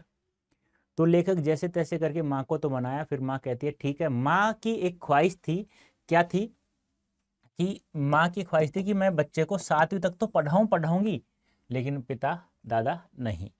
अब लेखक को यह भी पता था कि जानवर यदि पूरा दिन रात दिन एक भी करें, पूरे जीवन यदि खेती भी करें ना, तो भी कुछ हमें प्राप्त नहीं होगा, इसलिए वह पढ़ना चाहता था। तो उस दिन जब कंडे छाप रही थी, माँ को पटाया कैसे तैसे करके, समझाया, तो फिर लेखक को एक सुझाव आया, क्यों न माँ हम लोग दत्ताजी राव सरकार के पास चले और वह ही दादा को समझा सकता है। तो जैसे तैसे करके एक रात वो निकल गए और दत्ताजी राव को बताया कि ऐसे ऐसे बात है। तो अब दत्ताजी राव भी गुस्से में, बच्चे की पढ़ाई के लिए वो भी आगे रहते थे, हमें आगे थे हमेशा। तो कहते वो करता क्या है, तो माँ कहती है कि पूरे दिन गांव में सांड की तरह घूमता रहता है, रखमा माई के पास में पूरा दिन बिता देता है। तो पिताजी को बहुत गुस्सा आया। अब लेखक फिर भी कहता है कि अब जनवरी आ गया, जब वो मान जाते हैं ना पढ़ाई के लिए, जब कहता है कि मान नहीं, जब वो चलते हैं उठते हुए, तो कहते हैं कि जनवरी का महीना है, 2 महीने में दोहराव कर लूँगा, मेरी 5वीं कक्षा में पास हो जाऊंगा, क्योंकि वो एक बार फेल हो चुका था, क्योंकि दादा ने स्कूल छुटवा दिया था, पिताजी ने, दादा बोलता है वो पिता को, तो पिताजी ने स्कूल छुटवा दिया था, तो मैं परीक्षा में नहीं बैठ पाया, तो 5वीं में फेल हो गया था इस कारण। एक चीज़ और यहाँ बात आती है कि दिवाली जैसे ही त्यौहार आता है, जैसे वो चला जाता है, उसके बाद महीने भर वो कोल्हू का बैल, यानी कोल्हू, ईख फेरने का कोल्हू चलाना पड़ता है। ईख क्या होता है, गन्ने का रस, रस होता है गन्ने का, ईख, जिससे गुड़ बनता है। तो दादा का एक विचार यहाँ सही था, क्या, यदि भाव अच्छा मिल जाए, चाहे गुड़ अच्छा ही कमी क्यों ना हो, यानी कि ईख कमी क्यों ना बने, लेकिन भाव अच्छा मिल जाए, यह दादा का अच्छा विचार था। लेकिन जब तक लोगों का विचार क्या था कि और कुछ दिन गन्ने की फसल यदि खड़ी रही तो रस तो सूख जाएगा, और उसमें ईख जो है यानी गुड़ रस जो है वो तो कम हो जाएगा, लेकिन उस गुड़ ज़्यादा बन जाएगा, गाढ़ा हो जाएगा वो, तो चाहे पैसा कम मिल जाए। अब लेखक कहता है कि जब जिस समय सब कोल्हू चलाते हैं वो, तब तक तो हम लोग पूरा गुड़ बेच चुके हुए थे हैं।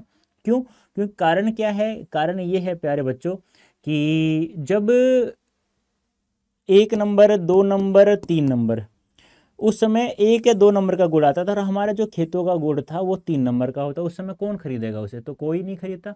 तो यहाँ दादा का जो वो जो विचार था वो बहुत ही अच्छा लगता है।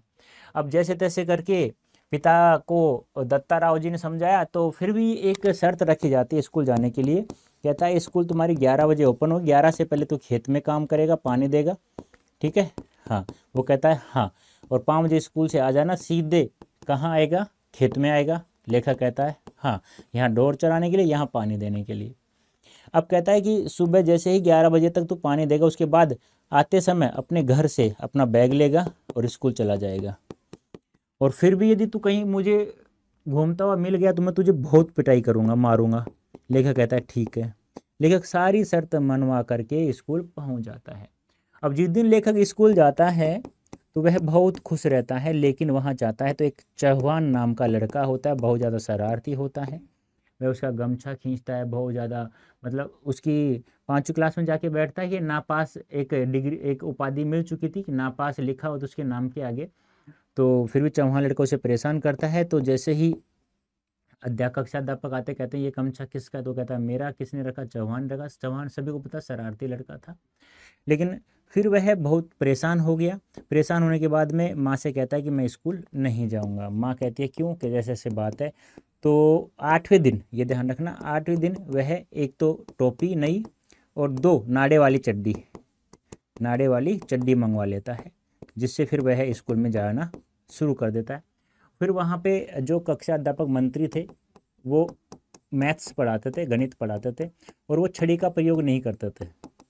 वह गर्दन पकड़ के और पीठ मंगर पर एक घूंसा मारते थे, जिसे कोई भी लड़के को पढ़ता तो बस एक चीज बोलता, हुक।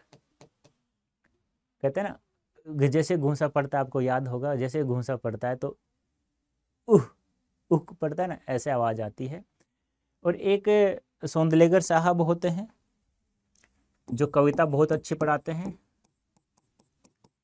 और इन्हीं के कारण लेखक को कविताएं लिखना बहुत पसंद आ गया, कविता लिखना शुरू कर दिया। पहले जो अकेलापन था लेखक का बहुत चुभता था, उसके बाद जैसे कविता सीख गया तो वो जो अकेलापन था वह भी उसके लिए उपयोगी हो गया। और वो कविताओं का लिख लिख के कहाँ पर वह प्रैक्टिस करता था, अभ्यास करता था, भैंसों की पीठ पर। भैंसें जो होती हैं चराने के लिए जाता था, उसकी पीठ पर लिखा करता, तो उसका जो अकेलापन था वह भी बहुत अच्छे से निकलने लग गया।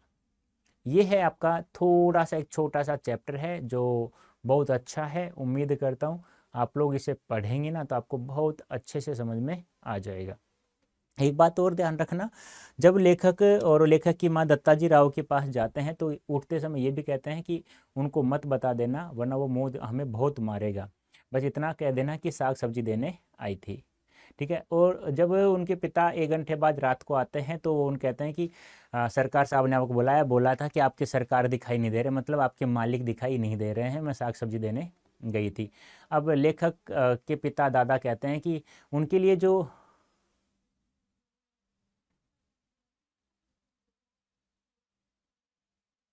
अरे भाई पहले पढ़ ले डेल्टा, उसके बाद बातें करेंगे, ठीक है। हाँ, तो वो कहता है अब उसके पिता के लिए ना जो देसाई के बाड़े का बुलावा था वो सम्मान की बात थी। तो वह और लेखक को भी दत्ताजी राव कह देते हैं कि बेटा तू भी जैसे ही तुम्हारे पिताजी आ जाए तो तू कुछ समय बाद आ जाना, ठीक है। तो जैसे ही पिता आ जाते हैं घर से उसके 30 मिनट बाद, आधे घंटे की, ये ध्यान रखना समय भी, MCQ जो बहुत ज़्यादा काम के हैं ये। आधे घंटे बाद माँ कहते हैं कि बेटा अब तू जा और कहना कि पिता को बुलाने आया हूँ जीमने के लिए, नहीं खाना खिलाने। अब जैसे वो पहुंचा तो दत्ताजी राव इंतजार कर ही रहे थे। तो कहते हैं कैसे आए रे छोरे। वो कहता है कि पिताजी ने खाना नहीं खाया, दादा ने खाना नहीं खाया, दादा के लिए बुलाया। कहते बैठ, ये अभी अभी तो आया है, क्या काम है से, बैठ जा तू भी। फिर पूछने लग गया कि वो तो पहले सीखे सिखाए थे ना।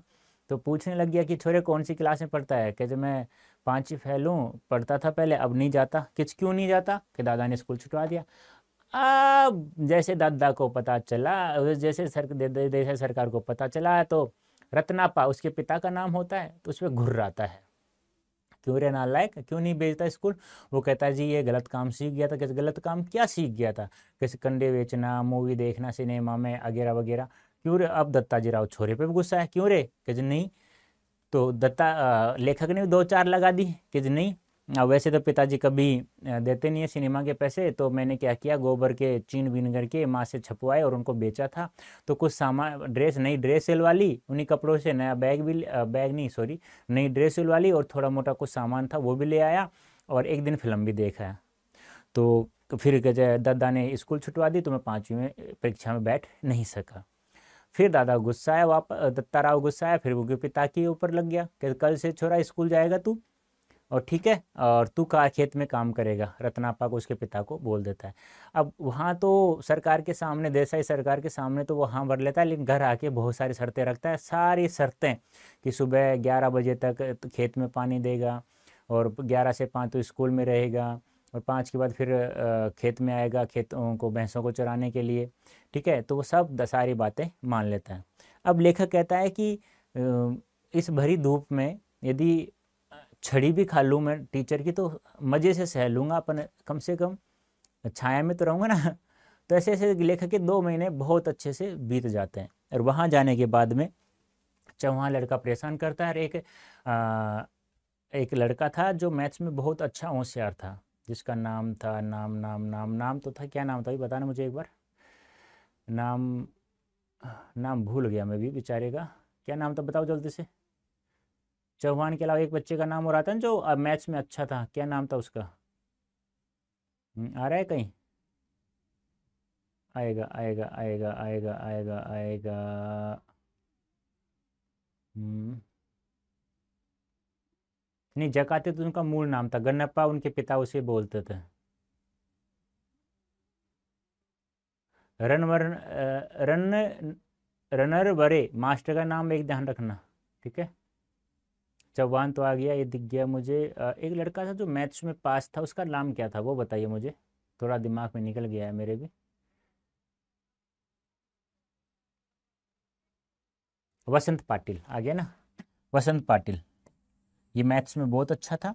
और लेखक की, वो कहते हैं ना पढ़ाई में, जब वो कहते हैं ना कि अच्छा मन लगा, हाँ वसंत पाटिल, अब तो आपने बता दिया जब मुझे ये देख लिया मैंने भी। ठीक है। तो वो कक्षा का मॉनिटर था, बाद में लेखक को मॉनिटर बना दिया जाता है बाद में भी।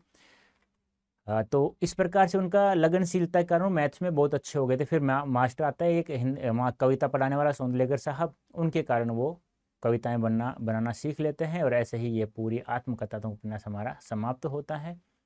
तो अब हम थोड़े से कुछ सवाल कर लें, देख लो। लेखक का जो अकेलापन था, भैंसों को पानी पिलाना चराना, अब देखो ये रस लिखा हुआ है, तो यति गति का नियम किसका है? रस का ही नियम है बेटा, ये ध्यान आपको रखना होगा, ठीक है। तो ये है हमारी एक मराठी में लिखे हुए लेखक की एक उपन्यास है, उन्होंने जिन्होंने स्वयं के ऊपर लिखा है, ये ध्यान रखना। गणपा, जकाते, रत्नापा, वसंत पाटिल, चहवान, ठीक है। हाँ, ये सब आपको याद रखना है, ठीक है। तो ये आगे ना अलंकार, छंद, लय आदि की सूक्ष्मता देखने लगा, ठीक है। आप लोग इसे पढ़ लीजिएगा। पहला पहला सवाल है, जूझ कहानी में आनंदा, आनंदा कौन था? लेखक का नाम है, देखो। आनंदा तो वास्तविक नाम हो गया, जकाते स्कूल का हो गया, स्कूल का, और गन्नप्पा पिताजी बोलते थे, दादाजी उनके। ये नाम ध्यान रखना थोड़ा सा। तो उच्च स्तर का कवि तक का सफर किस बात का प्रमाण है, बता सकते हैं? किस बात का प्रमाण है? आंसर बताइए फटाफट, क्या होगा राइट आंसर?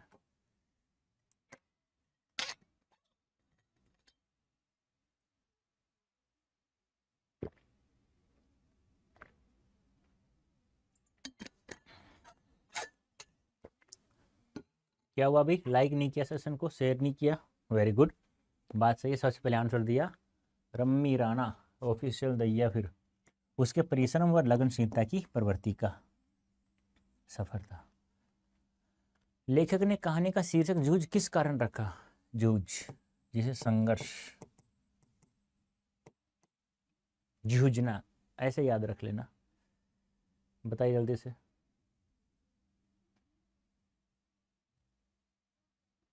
लेखक ने कहानी का शीर्षक जूझ किस कारण रखा? नायक की समस्याओं से उत्पन्न खींच के कारण, नायक के समस्याओं जूझने की प्रवृत्ति के कारण। वेरी गुड, आंसर सही है आपका। सबसे पहले आंसर दिया आपके पास डेल्टा ने, यानी कि नायक की समस्या की जूझने की प्रवृत्ति के कारण।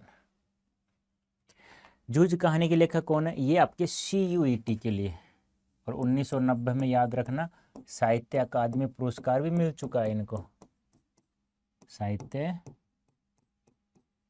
अकादमी पुरस्कार, ये भी ध्यान रखना है, ठीक है।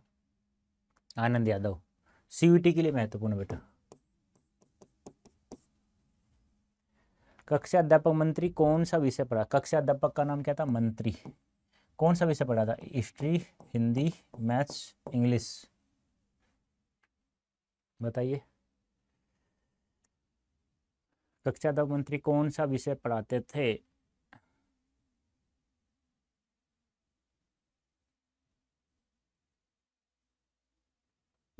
सी, वेरी गुड, डेल्टा ने सबसे पहले आंसर दिया है, मैथ्स पढ़ाता था बेटा।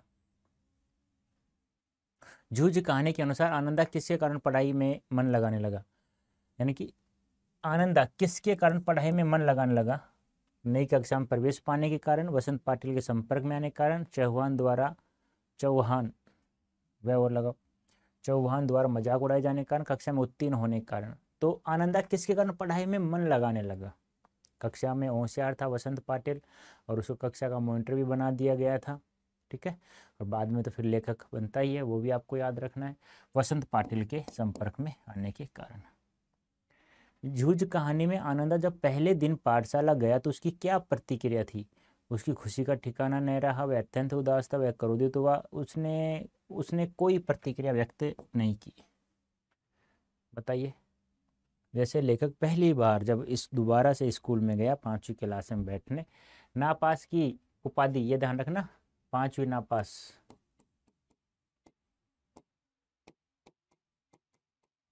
या नापास 5वीं, बताओ कौन सा? बता सकते हो, आपसे आ जाए पहला है दूसरा है, 5वीं नापास या नापास 5वीं? हाँ, बताइए फटाफट। तो उसकी खुशी का ठिकाना नहीं रहा।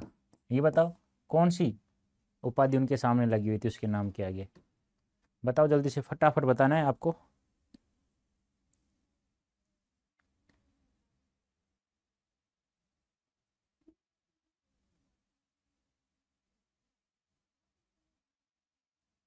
जूझ कहानी के आधार बताइए कि आनंदा को गणित कैसे समझ में आने लगा।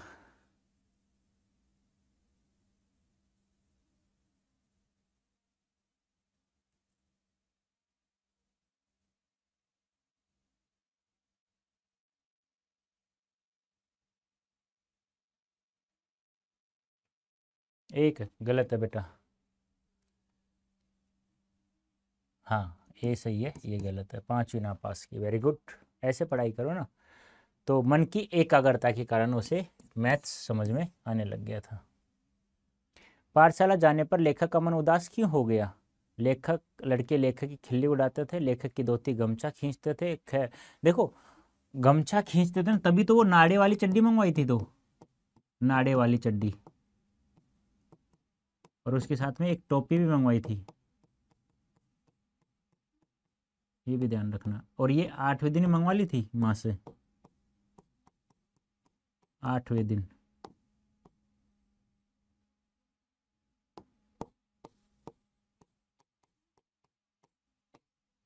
ठीक है, तो सी ऑप्शन है, यानी लड़के उसका मजाक उड़ा रहे थे, उसका धोती और गमछा भी खींच रहे थे। लेखक ने पाठशाला जाने पर माँ से क्या मंगवाया? एक नई टोपी, 2 नाणे वाली चड्डी, बस्ता, किताबें और कलम, नए जूते। बताइए जल्दी से क्या होगा राइट आंसर? बताइए।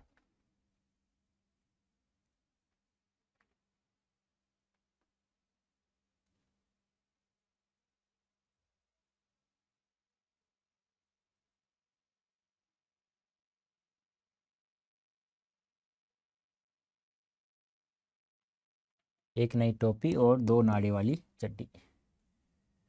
कक्षा अध्यापक मंत्री कौन सा विषय पढ़ाते थे? कक्षा अध्यापक मंत्री, तो रिपीटेड है सवाल, तो इम्पोर्टेंट है, ये ध्यान रखना है आप लोगों को। तो मैथ्स पढ़ाते थे। ठीक है। हाँ, गया ऑप्शन। ये क्या दिक्कत है भाई? अच्छा, ये उल्टा सुल्टा ऑप्शन में हो गया। वैसे राइट आंसर देखो, क ख ग, ये है तो गै सही है। ठीक है, गया ऑप्शन।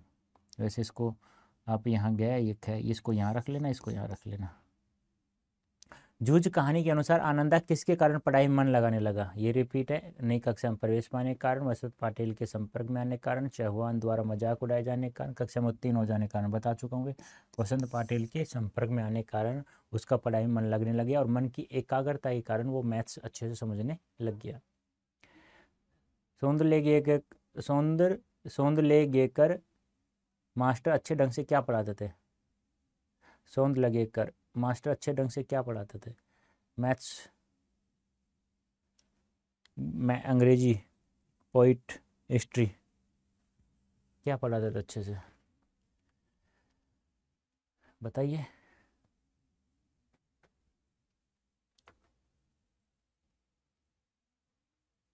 वेरी गुड, कविता अच्छी पढ़ाते थे। जूझ कहानी में आनंदा लेखक लेखन का अभ्यास कैसे करता? लेखन का अभ्यास कैसे करता? मिट्टी पर लिखकर, श्यामपट्ट पर लिखकर, अपने पशुओं की पीठ पर लिखकर, घर की दीवारों पर लिखकर। ये तो अभी एक भैंस का चित्र नहीं आया था, और उस पर क्या लगा था? भैंस का चित्र जानते हो ना? कैसे है? ऐसे होती है ना भैंस। हाँ भी।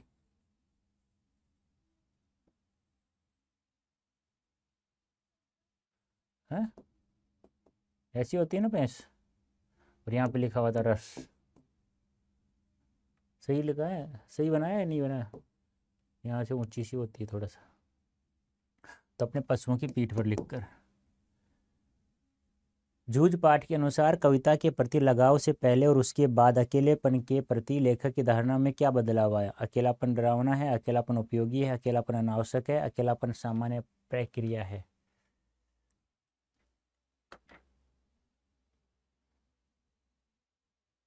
यस सर, ऐसी होती है भैंस, है ऐसी होती है।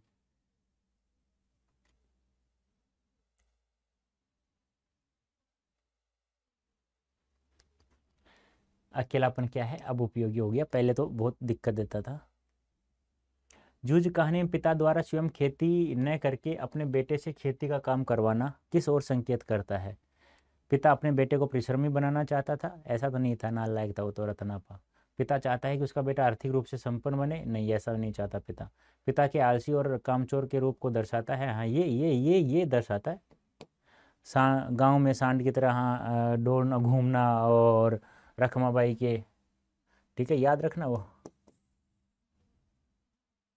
जूझ कहानी, हाँ, जूझ कहानी के लेखक की बुद्धिमत्ता का प्रमाण किस बात से? बुद्धिमत्ता का किस बात से?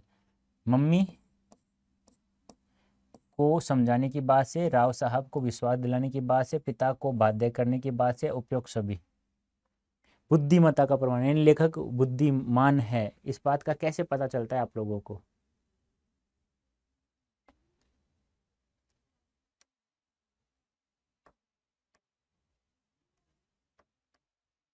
उपयुक्त सभी, वेरी गुड। पहले माँ को समझाना, फिर राव साहब को विश्वास दिलाना, फिर पिता को बाध्य करना, ये सारी बातें। लेखक ने अपनी माँ को पढ़ाई के बारे में किसकी सहायता लेने की बात कही? अपनी माँ को पढ़ाई के लिए किसकी सहायता? दत्ताजी राव की, दत्ताजी राव की, दादा की, रखमाबाई की, इनमें से कोई नहीं।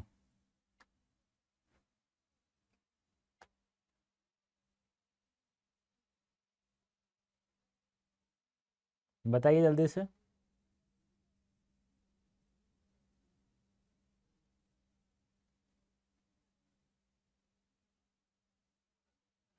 वेरी गुड, दत्ताजी राव की, थैंक यू। माँ के अनुसार लेखक के पिता पढ़ाई की बात करने पर कैसे गुर्राते हैं? शेर की तरह दहाड़ते हैं, कुत्ते की तरह भौंकते हैं, भेड़ी की तरह, या बरहेला सुअर की तरह? गुर्राना, गुर्राता था कौन है? शेर थोड़ी, शेर तो दहाड़ता है, कुत्ता भौंकता है, अब भेड़िया या सुअर, ये बताओ। दत्ताजी राव कौन थे? एक प्रतिष्ठित पात्र का नाम है यहाँ पे, जिनकी बात सभी लगभग मानते थे। अच्छा इंसान होता है उसके सभी बरहेला सुअर की तरह। जूझ कहानी में आनंदा के पिता उसकी किस बात से नाराज होते हैं? खेत में काम करने की बात से, पढ़ाई करने की बात से, पशुओं को चराने की बात से, उपयुक्त सभी। आनंदा के पिता उसकी किस बात से नाराज थे? बताइए जल्दी से, तब तक मैं आपको बता देता हूँ कि सीयूटी में एक नया बैच हमने स्टार्ट किया। आप लोग प्रिपरेशन करना चाहते हैं सीयूटी की और प्रत्येक सब्जेक्ट में 100% प्राप्त करना चाहते हैं, उसके लिए हम लोगों ने एक बैच स्टार्ट किया है नया, उस जिससे आप लोग प्रत्येक सब्जेक्ट में 100% प्राप्त कर सकते हैं। ऐसे गूगल ओपन करना, आप यहाँ टाइप करना Adda24/7 India largest learning platform, site पे चले जाना आप लोग, और उसके बाद में यहाँ पे ऑल कोर्सेज दिख रहा होगा, यहाँ सेलेक्ट करना है, फिर UG and PG entrance exam में जाना है। फिर यहाँ पे देखो सीयूटी यूजी इंग्लिश मीडियम वाले बच्चों के लिए, ये सीयूटी यूजी हिंदी मीडियम वाले बच्चों के लिए, पीजी का एग्जाम दे रहे हैं तो पीजी के लिए इंग्लिश मीडियम से तो यहाँ चले जाना, फिर अपना सब्जेक्ट चूज करना, आर्ट्स है, साइंस है, कॉमर्स है, मान लो आर्ट्स है। ये डेल्टा बैच है जो 19 जनवरी से स्टार्ट हुआ है, यहाँ पर सेलेक्ट कर लेना, यहाँ से बाय नाउ करोगे। जैसे ही आप लोग यहाँ बाय नाउ करते हैं, यहाँ कूपन कोड यूज करना जो मैंने बताया था Y55, इस कूपन कोड जैसे प्रयोग करोगे, अप्लाई कर दोगे, तो देख लीजिए आप लोगों के सामने की बात है, 1020 रुपये का डिस्काउंट मिला है आप लोगों को। कब प्राप्त हुआ ये? जब आप लोगों ने इस कूपन कोड का प्रयोग किया है, तो 1020 रुपये का 70% डिस्काउंट हुआ। अब यदि आप इसे और भी सस्ता करना चाहते हैं तो हमारा ऐप है Adda24/7, इसे आप लोग प्ले स्टोर से डाउनलोड करें, ठीक है, और प्ले स्टोर जैसे डाउनलोड करोगे, इसी कूपन कोड का प्रयोग करोगे तो 17 की जगह 18% ऑफ मिल जाएगा, ठीक है। और फिर भी किसी को दिक्कत आती है तो आप मुझे मेल भी कर सकते हैं, ठीक है। तो बताइए पढ़ाई करने की बात से, नेक्स्ट है, लेखक को न चाहते हुए भी खेती का काम क्यों करना पड़ता था? झूठ कहानी के आधार पर सही विकल्प चुनिए। लेखक को न चाहते हुए खेती का काम क्यों करना पड़ता था? खेती करना उनका खानदानी पेशा है, उनके जीवन में आर्थिक समस्या है, उनके माता पिता चाहते हैं वह खेती करे, खेती के बिना उन्हें समाज में सम्मान नहीं मिलता। बताइए जल्दी से।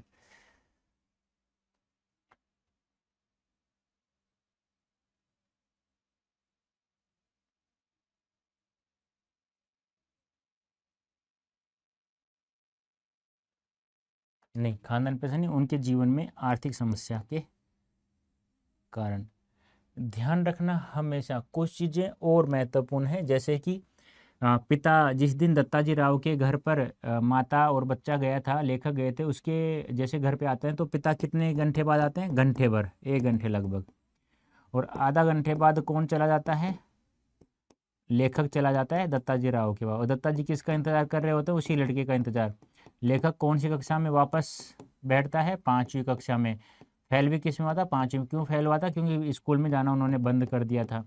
ये जो मैंने मुंह जबानी मौखिक रूप से जो बताया था ना, वो आपको याद रखना है। यहाँ से कोई सा भी सवाल आपका बाहर नहीं जाएगा। और आपको डेस्क्रिप्टिव सवाल करने हैं तो आप लोगों को ये सब पढ़ना होगा प्यारे बच्चों, ठीक है। तो ये था आज का चैप्टर था, उम्मीद करता हूँ समझ में आ गया होगा। और सीयूईटी की तैयारी कर रहे हैं तो आप इस कूपन कोड का प्रयोग करके डेल्टा बैच में हमारे साथ जुड़ सकते हैं।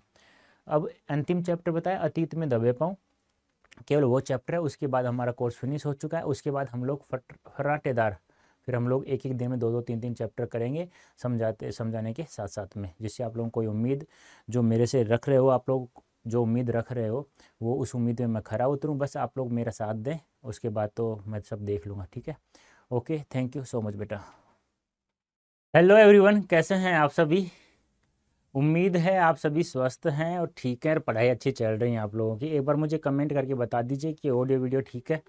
उसके बाद हम लोग आज हमारा अंतिम चैप्टर यानी कि आरोह भाग 2 कंप्लीट हो चुकी है हमारी, ठीक है। अभिव्यक्ति और माध्यम भी कंप्लीट हो चुका है और विचार भाग 2 पुस्तक आज हमारी कंप्लीट हो जाएगी, ठीक है।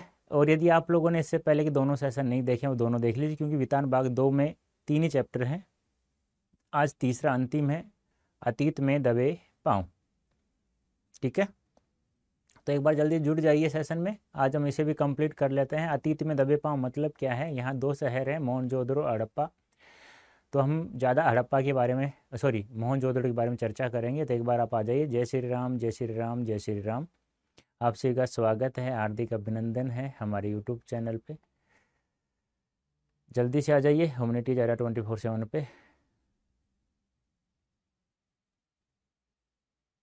अच्छा सूर्या, ये बात कहाँ से आ गई भाई? ऐसा सवाल नहीं आएगा आपके एग्जाम में। देखो हम थोड़ा सा बार इसके बारे में पढ़ें तो ये दो शहर हैं, मोहनजोदड़ो हड़प्पा। ये भारत के नहीं दुनिया के भी नियोजित शहर है। नियोजित क्या होता है? सम्मिले हुए शहर, यानी ऐसे शहर जो जिसमें मतलब कोई कमी नहीं है, इस प्रकार से बसे हुए शहर हैं। और मोहनजोदड़ो की हम बात करें तो ताम्रकाल के शहरों में जितने भी शहर थे उन सभी में, यानी जिसमें तांबे का प्रयोग किया जाता था, उसमें वह सबसे बड़ा माना गया है।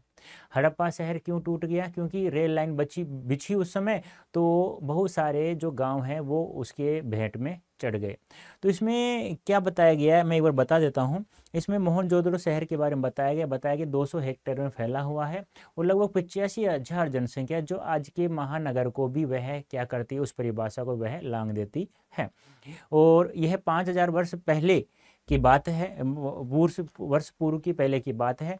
और ऐसा शहर है, ऐसा नियोजित शहर है जिसमें यानी कि नालियों के लिए पक्की ईंटों का प्रयोग किया गया। सड़कें भी चौड़ी चौड़ी, जैसे आपको दिखाया जाता है 33 फुट चौड़ी, और एक गली है जो पक्की ईंटों से बनी हुई है। मतलब जैसा कि आज वर्तमान में जैसा होता है ना, वैसा इनमें प्रयोग किया गया था। और यह जो शहर था बेटा जी, जिसमें 85,000 जनसंख्या से भी अधिक जनसंख्या थी, वह कैसा था? समाज पोषित एक शहर था। मतलब क्या है? ना तो धर्म पोषित, ना राज पोषित, ना तो किसी राजा के द्वारा पोसा गया, ना किसी धर्म के द्वारा। यानी कहने का मतलब क्या है? यह एक ऐसा शहर था जिसमें एक आदमी के दिमाग की उपज न होकर के पूरे समाज की दिमाग की उपज है, ठीक है। और यहाँ जैसे ही 1922 में राखलदास बनर्जी आए थे, तो उस समय उन्होंने जैसे ही खुदाई की तो पता चला कि यहाँ ईसा पूर्व की भी कुछ वस्तुएं हमें प्राप्त हो सकती हैं। और फिर बहुत सारे लोगों ने यहाँ आकर के क्या किया, खुदाई की, और बहुत सारी वस्तुएं, हम 50,000 से अधिक भी यहाँ वस्तुएं हमें प्राप्त हुई थी। और हमें पता चला कि उस समय गेहूं एक अनाज होता है जो वो भी उगाया जाता था। कपास भी, सूती कपड़ा मिला तो उससे हमें पता चला कि कपास का प्रयोग भी यहाँ किया करते। खजूर और अंगूर की मतलब जो फसल थी वह भी हुआ करती थी। तो इस प्रकार से हम जैसे ही पूरा चैप्टर पढ़ेंगे ना, तो हमें इतना पता चल जाता है कि यह जो शहर था आज के शहर को भी यह लांघता है, मतलब आज के शहर की, महानगर की परिभाषा को भी यह क्या करता है, बहुत अच्छा है।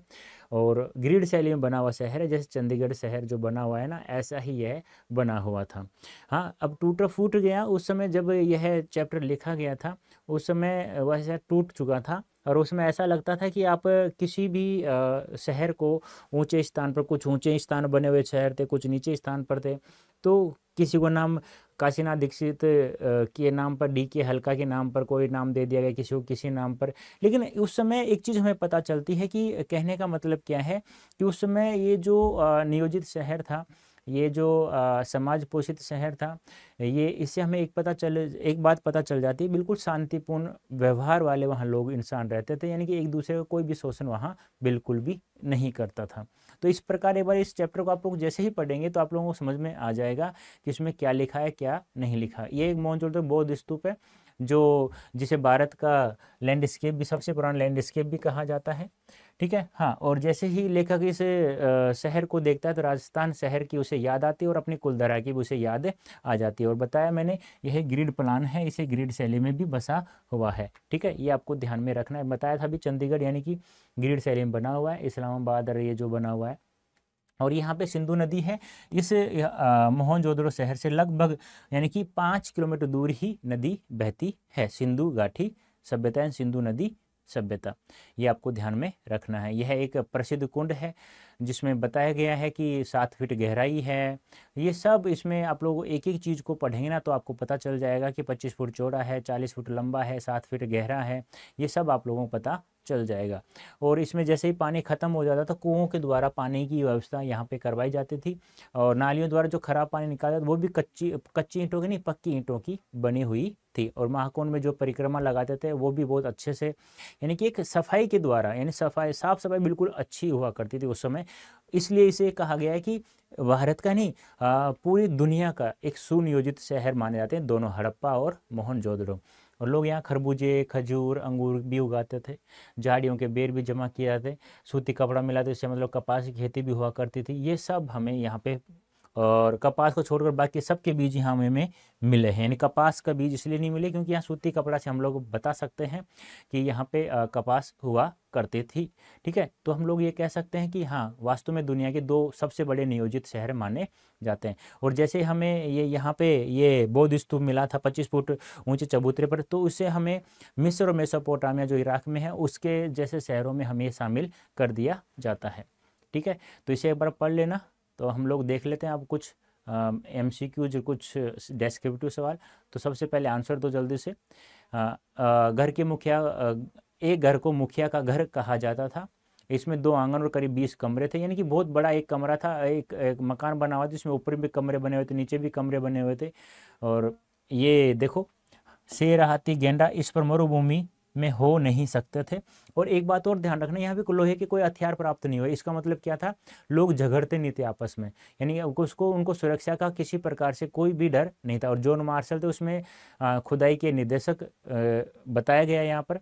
तो एक प्रकार से यहाँ सब कुछ, कहने का मतलब क्या है, जो आज के शहर में जो चीज़ें हमें प्राप्त होती हैं उस समय इन 2 शहरों में हमें प्राप्त हुआ करती थी। और वर्तमान में ये अजायब घरों की शोभा बढ़ा रहे हैं। 2500 ईसा पूर्व अजायब घरों में रखी चीज़ों को कुछ सुइयाँ भी यहाँ प्राप्त हुई है। ये नर्तकी की मूर्ति प्राप्त हुई है। ठीक है, और काशीनाथ दीक्षित को सोने की 3 सुइयाँ मिली थी यहाँ पे। ये मतलब कहने का मतलब क्या है, इस चीज़ को थोड़ा थोड़ा आपको पढ़ना पड़ेगा और याद रखना पड़ेगा। तो पहला सवाल आपके सामने उपस्थित हो रहा है कि लेखक ने सिंधु सभ्यता के सौंदर्य बोध को क्या नाम दिया। बहुत सारे सवाल, ध्यान रखना, बहुत सारे हैं, और इनको आप लोग यदि अच्छा सा पढ़ा है ना तो आप लोग प्रत्येक सवाल का आंसर सही देंगे, मुझे पता है। हाँ, ये मॉडल कौन है? सूर्या मॉडल नहीं है बेटा, नृत्य की मूर्ति मिली है 2500 ईसा पूर्व की है। ठीक है, ये कोई मॉडल नहीं है। ठीक है, जैसे आज मॉडल आप लोग देखते हैं टीवी में, तो लेखक ने सिंधु सभ्यता के सौंदर्य बोध को क्या नाम दिया? राजपोषित, धर्म पोषित, समाज पोषित, स्वतंत्र पोषित। जो मैं बता चुका हूँ, न तो राज पोषित है, न धर्म पोषित है, न स्वतंत्र पोषित है, केवल कैसी है? समाज पोषित है। वो क्यों है? एक दिमाग की उपज न होकर के बहुत सारे लोगों की दिमाग की उपज मानी गई है। हाँ, क्यों नहीं करवाऊंगा? करवाऊंगा ना बेटा। मोहनजोदड़ो अपने समय में किसका केंद्र रहा होगा? सभ्यता का, राजनीति का, धर्म का या शोषक वर्ग का? बता सकते हैं फटाफट तो बताइए। सैंपल पेपर सब कराऊंगा कौशिक कुमार।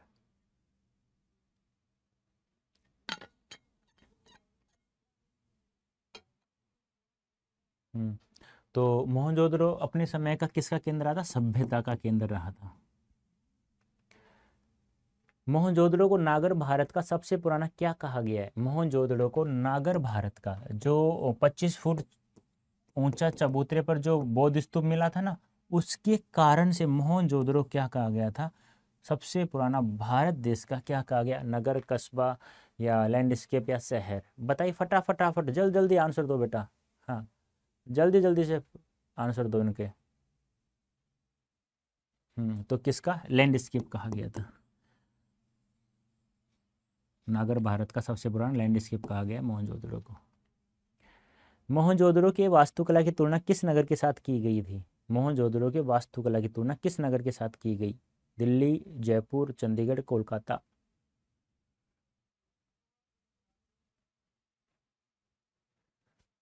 बताइए किस शहर की तुलना की गई थी?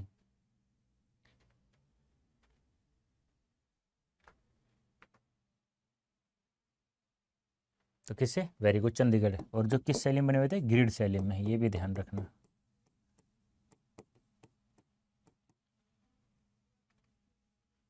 नेक्स्ट है, दाढ़ी वाली मूर्ति का नाम क्या था? जो दाढ़ी वाली मूर्ति मिली थी उस मूर्ति का नाम क्या था? गणेश नरेश, धर्म नरेश, याजक नरेश, आरम नरेश? देखो, नरेश नरेश नरेश नरेश। अब कौन सा नरेश है वो आपको बताना है। हाँ, कौन सा नरेश है वो आपको बताना है। तो याजक नरेश याद रखना, ये अच्छा सवाल बनता है यहाँ पे। नेक्स्ट, डी के हल्का किसके नाम पर रखा गया? डी के हल्का, डी के हल्का किसके नाम पर रखा गया? दया किशननाथ, दीक्षित काशीनाथ, गणेश काशीनाथ, दीक्षित किशननाथ? बताइए, काशीनाथ या किशननाथ? और कौन सा किशननाथ है, कौन सा काशीनाथ? दीक्षित या गणेश या दया?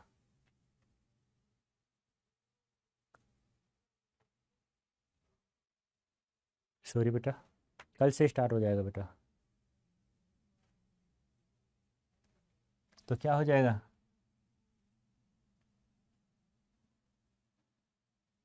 तो क्या नाम था? दीक्षित, दीक्षित किशन काशीनाथ, दीक्षित काशीनाथ। कुंड के पानी के प्रबंध के लिए क्या व्यवस्था थी? यानी कुंड में पानी भरने के लिए क्या व्यवस्था रखी गई थी? नहर, तालाब, कुआं, नदी? नहर, तालाब, कुआं या मंदिर?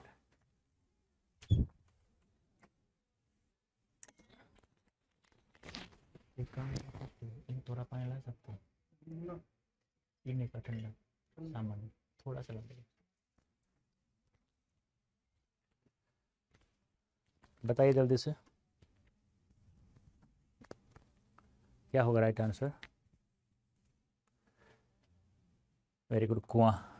वेरी गुड, कुओं का प्रयोग किया जाता था। चबूतरे पर कमरे बने हुए थे मजदूरों के, किसानों के, भिक्षुओं के या शिक्षकों के? या चबूतरे पर जो कमरे बने हुए थे वो किसके बने हुए थे? मजदूरों के, किसानों के, भिक्षुओं के या शिक्षकों के? बताइए जल्दी से भाई। सेशन को शेयर करो यार, क्या बात है, लाइक भी नहीं किया आप लोगों ने अभी तक, सेशन को शेयर भी नहीं किया, क्या बात है? बता सकते हो मुझे? जल्दी से बताइए। सी, वेरी गुड, भिक्षुकों के। शाबाश बेटा, शाबाश, थैंक यू सो मच, बहुत अच्छा आंसर है आपका, सही भी आंसर है। इस यात्रा वृत्तांत के आधार पर राखालदास बनर्जी किस वर्ष आए थे? यानी ये जो यात्रा वृत्तांत है, इस अतीत में दबे पाँव राखालदास बनर्जी सबसे पहले खोज करने के लिए आए थे। उसमें मार्शल साहब, जॉन मार्शल खुदाई के निदेशक थे, उस समय ये आए थे। तो इन्होंने जब इन्होंने खुदाई की तो इन्होंने इनको पता चला कि यहाँ ईसा पूर्व कि कुछ नमूने, कुछ चीज़ें हमें प्राप्त हो सकती हैं। ठीक है, तो कब आए थे, किस वर्ष आए थे? वेरी गुड, 1922, वेरी गुड, 1922 ईस्वी में ये आए थे। नेक्स्ट है कि महाकुंड कितने फुट लंबा था? 25, 35, 50 या 40? देखो लंबाई, तीन चीजें याद रखनी है आपको, लंबाई याद करनी है, चौड़ाई याद करनी है और गहराई याद करनी है। तीनों चीजें याद करनी है आप लोग कुंड की, ये तीनों चीजें आप लोगों को पता होना चाहिए। तो लंबाई, धन्यवाद सर, लंबाई, गहराई और ऊंचाई आपको बताना है।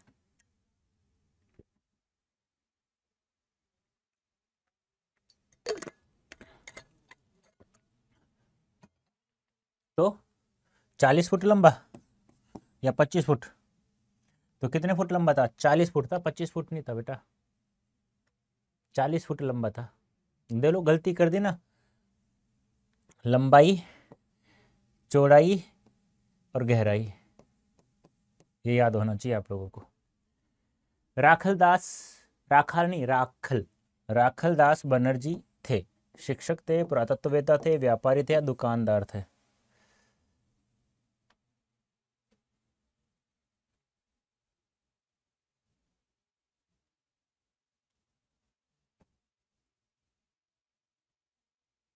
तो क्या थे? पुरातत्ववेत्ता थे, खुदाई करने का कार्य करते थे। कोठार का, कोठार क्या काम आता होगा? कोठार, कोठार, आजकल पता है कोठार किसे कहते हैं? सुना है गांव में जैसे शादी करते हैं ना, शादी करने के लिए हलवाई शादी में जो मिठाइयाँ बनाता है वो हलवाई आता है। हलवाई जो भी मिठाइयाँ, जो भी सामान बनाता है, सामान जैसे मिठाई वगैरह सब को, लड्डू वगैरह बर्फी जो बनाता है, जिस कमरे में रखा जाता है उस कमरे को कहा जाता है कोठार।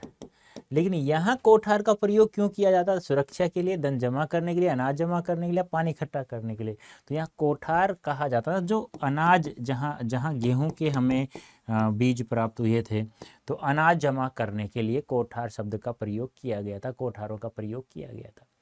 दक्षिण में टूटे फूटे घरों का जमघट किसकी बस्ती मानेगी? दक्षिण में टूटे फूटे घरों का जमघट जो हमें दिखाई देता है वो किसकी बस्ती मानेगी? अमीरों की, भिक्षुकों की, भिक्षुओं की, कामगारों की या शिक्षकों की? तो दक्षिण में जो टूटे फूटे जमघट थे वो बस्ती किसकी थी? बताइए जल्दी से फटाफट। तो किसकी थी? भिक्षुकों की। किसकी थी बेटा? भिक्षुकों की थी। ठीक है, नेक्स्ट। अरे वाह, कामगारों की थी भाई, भिक्षुक नहीं थी, कामगारों। आप सही बता रहे हो, मेरा ही गलत, मैं ही थोड़ा सा चूक गया। चलो कोई नहीं, कहते हैं ना कि कितनी बार पढ़ लो लेकिन कुछ सवाल तो गलत होने तो होने ही, एक सवाल गलत है। चलो कोई नहीं। मोहनजोदड़ो की गलियों या घरों को देखकर लेखक को किस प्रदेश का ख्याल आया? जैसे मोहनजोदड़ो को लेखक ने मोहनजोदड़ो गलियों और घरों को देखा, अरे लेखक का नाम तो बताओ मुझे, इस चैप्टर के लेखक का नाम कौन है? बताइए जल्दी से, जल्दी से नाम बताइए, क्या होगा, लेखक का नाम क्या था? तो किसकी? राजस्थान शहर की, राजस्थान राज्य की याद आती है। मोहनजोदड़ो घरों में टहलते हुए लेखक को किस गांव की याद आई? यानी कि जैसे मोहनजोदड़ो घरों में टहलते हुए लेखक को किस गांव की याद आई? अब देखो वो तो राज्य था, किस शहर को देख, किस प्रदेश की याद आई? तो राजस्थान। अब लेखक कह रहा है किस गांव की याद आई?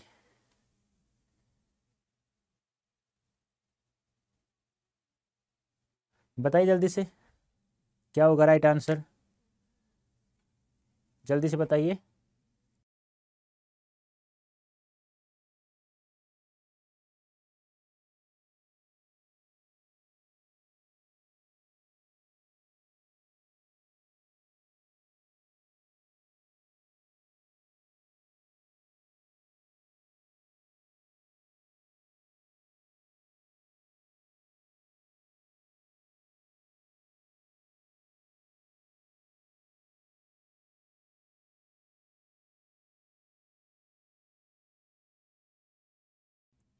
हाँ बेटा जी, बताइए इसका आंसर क्या होगा, बताइए जल्दी से।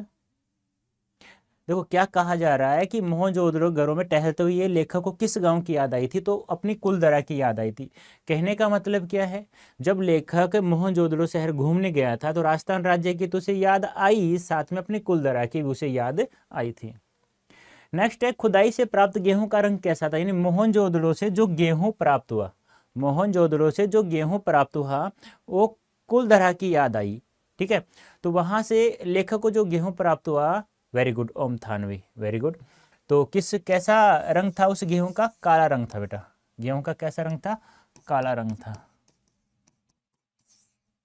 ठीक है, ये आपको ध्यान में रखना है। नेक्स्ट है, अजायब घर में तैनात व्यक्ति का नाम क्या था, अजायब घर में तैनात व्यक्ति का नाम क्या था। नवाज, देखो अजायब घर में एक व्यक्ति तैनात था, उसका नवाज खान नाम था, मोहम्मद नवाज था, अली नवाज था या बख्तावर नवाज था, बता सकते हैं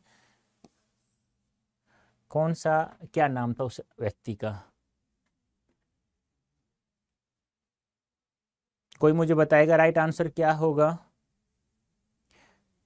मोहनजोदड़ो जो प्राप्त वस्तुएं थी वो अजायब घरों की शोभा बढ़ा रही है। तो अजायब घरों में जो व्यक्ति तैनात था उस व्यक्ति का नाम क्या था, अली नवाज, याद रखना है आपको, C option is right answer. Mohenjodaro खुदाई से प्राप्त पंजीकृत चीजों की संख्या कितनी थी, यानी कि जो चीजें हमें प्राप्त हुई उसकी संख्या कितनी थी, 50,000 से अधिक, 40,000 से अधिक, 30,000 से अधिक या 65,000 से अधिक। बताइए जल्दी से क्या होगा राइट आंसर, फटाफट बताइए।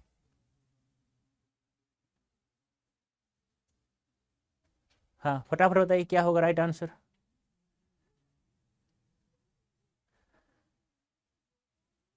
तो 50,000 से अधिक, दो दिन आदम खाता है, 50,000 से अधिक। महाकुंड की गहराई कितनी, देखो लंबाई हमें पता चली, महाकुंड की लंबाई कितनी थी, 40 फुट। अब आपसे गहराई पूछी गई है, 8 फुट, 5 फुट, 7 फुट, 6 फुट, बताइए।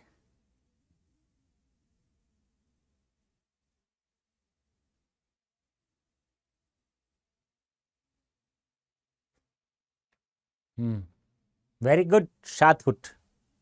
तो 7 फुट गहराई, 40 फुट लंबाई। अब चौड़ाई बतानी है।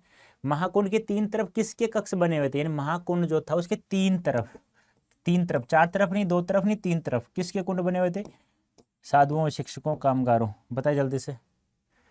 महाकुंड के तीन तरफ किसके कक्ष बने हुए थे।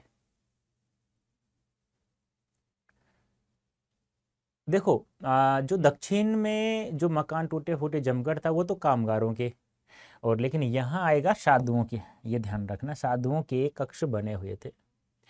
उत्तर में दो पांत में किसके स्नानघर बने हुए थे, कितने स्नानघर, सॉरी उत्तर में दो पांत में कितने स्नानघर थे, 6, 5, 7 या 8,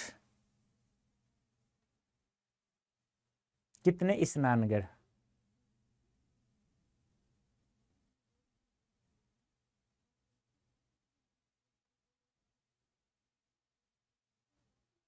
कितने, 7 कर दूं, 7, 8 थे बेटा, 7 नहीं थे।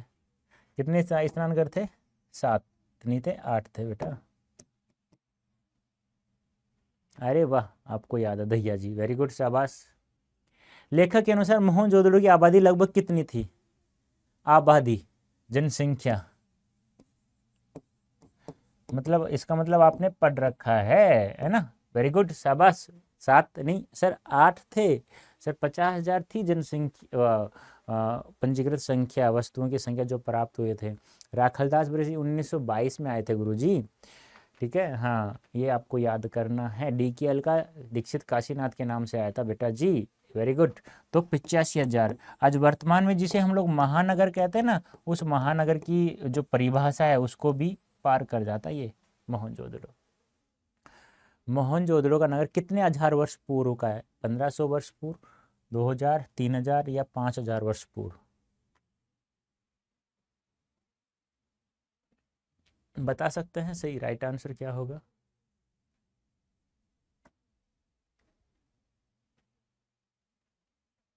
कितने वर्ष पूर्व का है मोहनजोदड़ो? तो 5000 वर्ष पूर्व मोहनजोदड़ो हड़प्पा से प्राप्त हुई नर्तकी की मूर्ति किस राष्ट्रीय संग्रहालय में रखी? यानी नर्तकी की मूर्ति जो 2500 ईसा पूर्व की मिली थी ना हमें, वो किस राष्ट्रीय संग्रहालय में है वर्तमान में? इलाहाबाद, कोलकाता, दिल्ली, मुंबई, किस राष्ट्रीय संग्रहालय? क्यों थक गए क्या सूर्या? थक गए तो आप जा सकते हैं बेटा, चैप्टर बहुत बड़ा है भाई, मैंने कहा ना बहुत सारे सवाल हैं। थक गए तो बेटा आप जा सकते हैं दिल्ली संग्रहालय में। महाकुंड की चौड़ाई देखो, महाकुंड की लंबाई हमें याद हुई 40 फुट और गहराई हमें याद हुई 8 फुट या 7 फुट, 7 फुट सॉरी। और अब चौड़ाई बताओ।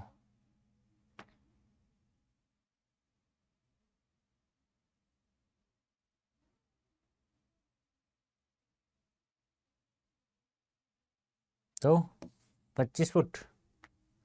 Very good. मोहनजोदड़ो की मुख्य सड़क की चौड़ाई कितनी थी? मुख्य सड़क की चौड़ाई, एक बैल जा सकता था, एक आ सकता था, तो कितनी चौड़ाई? कितनी चौड़ाई भाई बताइए जल्दी से।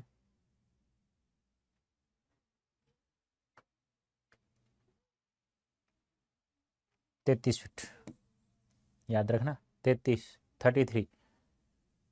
मोहनजोदड़ो से सिंधु नदी कितने किलोमीटर की दूरी पर बहती है? यानी सिंधु नदी कितने किलोमीटर की दूरी पर बहती है? 3 किलोमीटर, 5 किलोमीटर, 8 किलोमीटर, 6 किलोमीटर?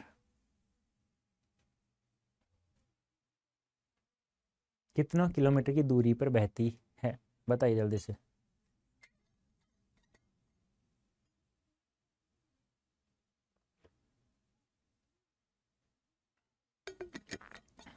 मुझे टेंशन क्यों होगी भाई? हाँ भाई सूर्या, भाई तुम्हें 95% लाना है तो पढ़ाई करोगे, नहीं तो नहीं करोगे भाई, मेरे कहने से थोड़ी पढ़ोगे आप समझदार कुछ ज़्यादा हो गए आजकल वर्तमान समय बच्चे हैं ना। तो बेटा 5 किलोमीटर की दूरी पर सिंधु नदी बहती थी।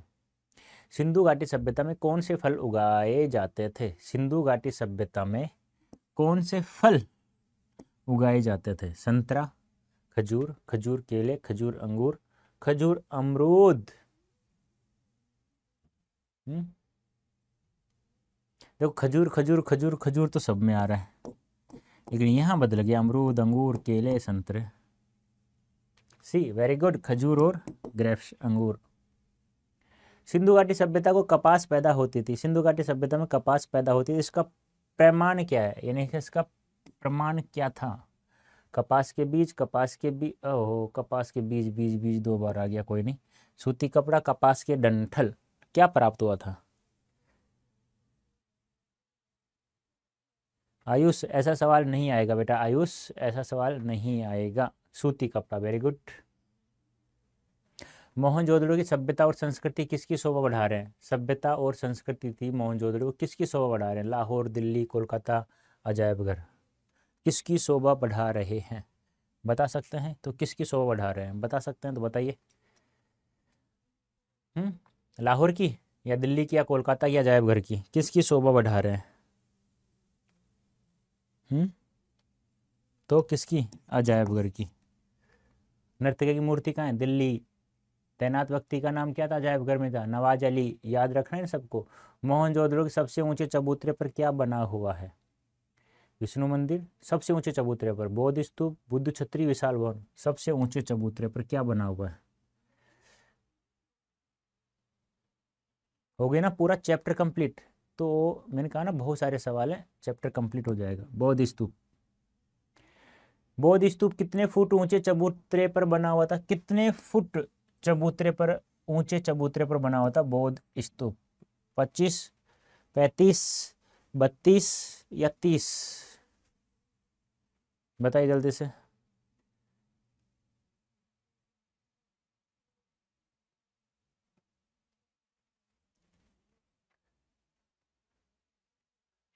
सूर्या, दहिया को क्यों भूल गया भाई? तो 25 फुट ऊंचे चबूतरे बना हुआ था। मोहनजोदड़ो नगर कितने हेक्टेयर में फैला हुआ था? मोहनजोदड़ो शहर था वो 200 हेक्टेयर में फैला हुआ था बेटा जी, ठीक है। मोहनजोदड़ो में लगभग कितने कुएं थे? लगभग 700 कुएं। याद है क्या? मैं बता देता हूँ। अब पहला सवाल है लेटर राइटिंग वाला। सिंधु सभ्यता साधन संपन्नता थी, उसमें भव्यता का आडंबर नहीं था। क्योंकि क्योंकि सिंधु सभ्यता साधन संपन्न थी, उसमें भव्यता का आडंबर बिल्कुल भी नहीं था, क्योंकि वह समाज पोषित सभ्यता थी के साथ साथ नगरीय सभ्यता भी थी। सिंधु सभ्यता की साधन संपन्न नियोजित व्यवस्था थी। वहाँ की अन्न भंडार व्यवस्था, जल निकासी की व्यवस्था अत्यंत विकसित और परिपक्व थी। जल निकासी व्यवस्था पक्की ईंटों से बनी हुई थी। यहाँ का प्रत्येक कार्य बड़ी बुद्धिमानी के साथ सामूहिक निर्णय से हुआ प्रतीत होता था। इन सभी व्यवस्थाओं को देखते हुए भी बिल्कुल भी आडंबर नहीं था। व्यापारिक व्यवस्थाओं की जानकारी मिलती है, मगर सब कुछ आवश्यकताओं से ही जुड़ा हुआ है। भव्यता का आडंबर बिल्कुल भी कहीं दिखाई नहीं मिलता। चाहे आप कोई गली में चले जाओ, चाहे आप नाली देख लो पानी की, चाहे आप मकानों को देख लो, चाहे आप कोठारों, किसी भी चीज़ को देख लो, उससे हमें भव्यता का आडंबर बिल्कुल भी नहीं होता। सिंधु सभ्यता खूबी उसका सौंदर्य बोध है, जो राज पोषित या धर्म पोषित न होकर समाज पोषित। ऐसा क्यों कहा गया? बात तो सही है, क्योंकि यहाँ पे जो भी चीज़ें मिली हैं, जो भी वो हमें इससे उससे हमें पता चल जाता है कि यह एक समाज पोषित व्यवस्था थी। यदि राजा भी होगा तो राजा द्वारा कुछ भी कार्य नहीं किया गया वहाँ पे, बिल्कुल प्रत्येक लोगों द्वारा एक सामूहिक रूप से इकट्ठा होकर के फिर वो वहाँ पे किसी कार्य करने को सहमत हुआ करते थे। तो उन सब चीज़ों को देखते थे ना, उन वस्तुओं को देखते थे ना, तो वहाँ पर किसी प्रकार औजार प्राप्त नहीं हुआ, जैसे कि लोहे का जिसे किसी को मारने का हो या ऐसा किसी प्रकार का हो, तो ऐसा कुछ भी वहाँ प्राप्त नहीं होता है। पुरातत्व के किन चिन्हों के आधार पर आप कह सकते हैं कि सिंधु सभ्यता ताकत से शासित होने की अपेक्षा समझ के अनुशासित सभ्यता थी? क्योंकि अभी अभी मैंने बताया ना, सारे लकड़ी के पत्थर के उपकरण मिले, उसके उपकरण नहीं मिले, इससे हमें पता चल जाता है। सिंधु सभ्यता साधन संपन्न थी, उसमें भव्यता का आडंबर नहीं था। कैसे?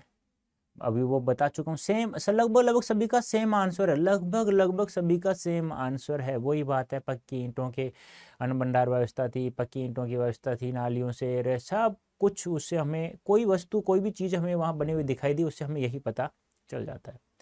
यह सच है कि यहाँ किसी आंगन की टूटी फूटी सीढ़ियाँ अब आपको कहीं नहीं ले जाती, वे आकाश की तरफ अधूरी रह जाती हैं, लेकिन उन अधूरे पायदानों पर खड़े होकर अनुभव किया जा सकता है कि आप दुनिया की छत पर हैं। वहां से आप इतिहास को नहीं उसके पार झांक रहे हैं। इस कथन के पीछे लेखक का क्या आशय है? देखो क्या आशय है कि इन टूटी फूटी सीढ़ियां या खंडर होते हुए पायदान से विश्व की सभ्यता के दर्शन कर सकते हैं। बताया ना, विश्व की, भारत देश का नहीं, विश्व के, दुनिया के दो बड़े नियोजित नगरीय शहर हैं, हड़प्पा और मोहनजोदड़ो। हड़प्पा तो लगभग लगभग गांव समाप्त हो गए, रेल लाइन बिछने के कारण विकास की चपेट में चढ़ गए। विश्व की सभ्यता के दर्शन कर सकते हैं और आप बीते इतिहास के दर्शन भी कर सकते हैं। यह सभ्यता विश्व की सबसे अधिक विकसित व उन्नत थी। इन अवशेषों से मानवता का क्रमिक विकास देखा जा सकता है, क्योंकि यह सभ्यता समाज पोषित सभ्यता थी। इसकी नगरीय योजना भी अद्वितीय थी, यानी इनकी जैसा कोई नहीं था, क्योंकि जल निकासी, सड़क निर्माण आदि व्यवस्था सर्वोपरि थी, इससे अच्छा कुछ भी नहीं था व्यवस्था। इस सभ्यता का इस सभ्यता का ज्ञान आज भी हमारे लिए अनुकरणीय है। अनुकरणीय नहीं, हमें उसके जैसा कार्य करना चाहिए। इस प्रकार इन टूटी फूटी सीढ़ियों पर चढ़कर इस समाज पोषित सभ्यता के दर्शन कर सकते हैं। सिंधु सभ्यता के केंद्र में समाज था, राजा या धर्म नहीं। सिद्ध कीजिए। बात तो सही है, क्योंकि प्रत्येक चीज से हमें ये अनुभव होता है। इस सभ्यता को लेखक ने साधन संपन्न माना। इस सभ्यता ने भव्यता को महत्व नहीं दिया है, यह कलात्मकता को महत्व देती है। अतः हम कह सकते हैं कि यहाँ के लोग बौद्ध कला में रुचि रखते थे। यहाँ की नगर व्यवस्था, पत्थर, धातु तथा धातु से बनी मूर्तियाँ, पशु पक्षियों की आकृतियाँ, सुंदर मोहर, खिलौने, बालों को संवारने का कंगा, गहने इत्यादि इसके सौंदर्य बोध का प्रमाण देते हैं। यहाँ पर आपको राज चिन्ह या धर्म से संबंधित चिन्ह नहीं मिलते। यदि मिलते होते तो इसकी स्थिति बिल्कुल अलग होती। यहाँ आम जनता से जुड़े चिन्ह अधिक बिखरे हुए हैं, जिनका सौंदर्य बोध इसी कारण विद्यमान है। यह सभ्यता हर तरह से समाज पोषित सभ्यता को दर्शाती है। यहाँ पर ताकत के लिए चिन्ह नहीं मिलते। यह सभ्यता आपसी समझ के कारण लंबे समय तक चलती है। यह आडंबर रहित है। ठीक है, गुड इवनिंग बेटा, गुड इवनिंग। तो यह था हमारा चैप्टर आज का, वितान भाग 2 का, अतीत में दबे पाँव, ओम थानवी द्वारा रचित। ये तो हमारी बुक आज समाप्त हो चुकी है, वितान भाग 2। तीनों बुकें समाप्त हो गई हैं। अब आपको सीयूटी की तैयारी करनी है हमारे साथ, क्लास 12th के साथ साथ में। तो इस कूपन कोड का प्रयोग करें। कैसे करेंगे एक बार मैं बता देता हूँ। ऐसे आपको गूगल ओपन करना है। गूगल ओपन करने के बाद में यहाँ टाइप करना है आप लोगों को अड्डा 24/7, ADDA 247। फिर India largest vernacular learning platform पे चले जाना, यहाँ आपको ऑल कोर्सेज दिख रहा है, यहाँ चले जाना। UG and PG entrance exam में अब यहाँ ये देखो 2 हैं, सीयूटी यूजी है, ये इंग्लिश मीडियम वाले बच्चों के लिए, ये सीयूटी यूजी हिंदी मीडियम वाले बच्चों के लिए है। आप इंग्लिश मीडियम से तो यहाँ जाना है, हिंदी मीडियम से है तो यहाँ जाना है। मान लो इंग्लिश मीडियम से तो यहाँ चले गए। अब यहाँ आपका सब्जेक्ट क्या है, साइंस आर्ट्स कॉमर्स क्या है, मान लो आर्ट्स है, ठीक है।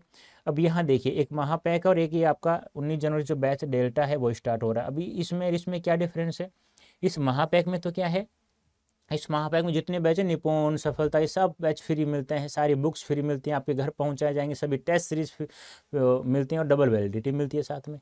और यहाँ आप जाएंगे, ये वर्तमान में आप लोगों के लिए है, तो बाय नाउ करना, यहाँ कूपन कोड यूज करेंगे तो Y551 अप्लाई करेंगे तो 20%, भैया 20 नहीं मिल रहा, 18% मिल रहा है, 20 मिल रहा है ना, देख लो।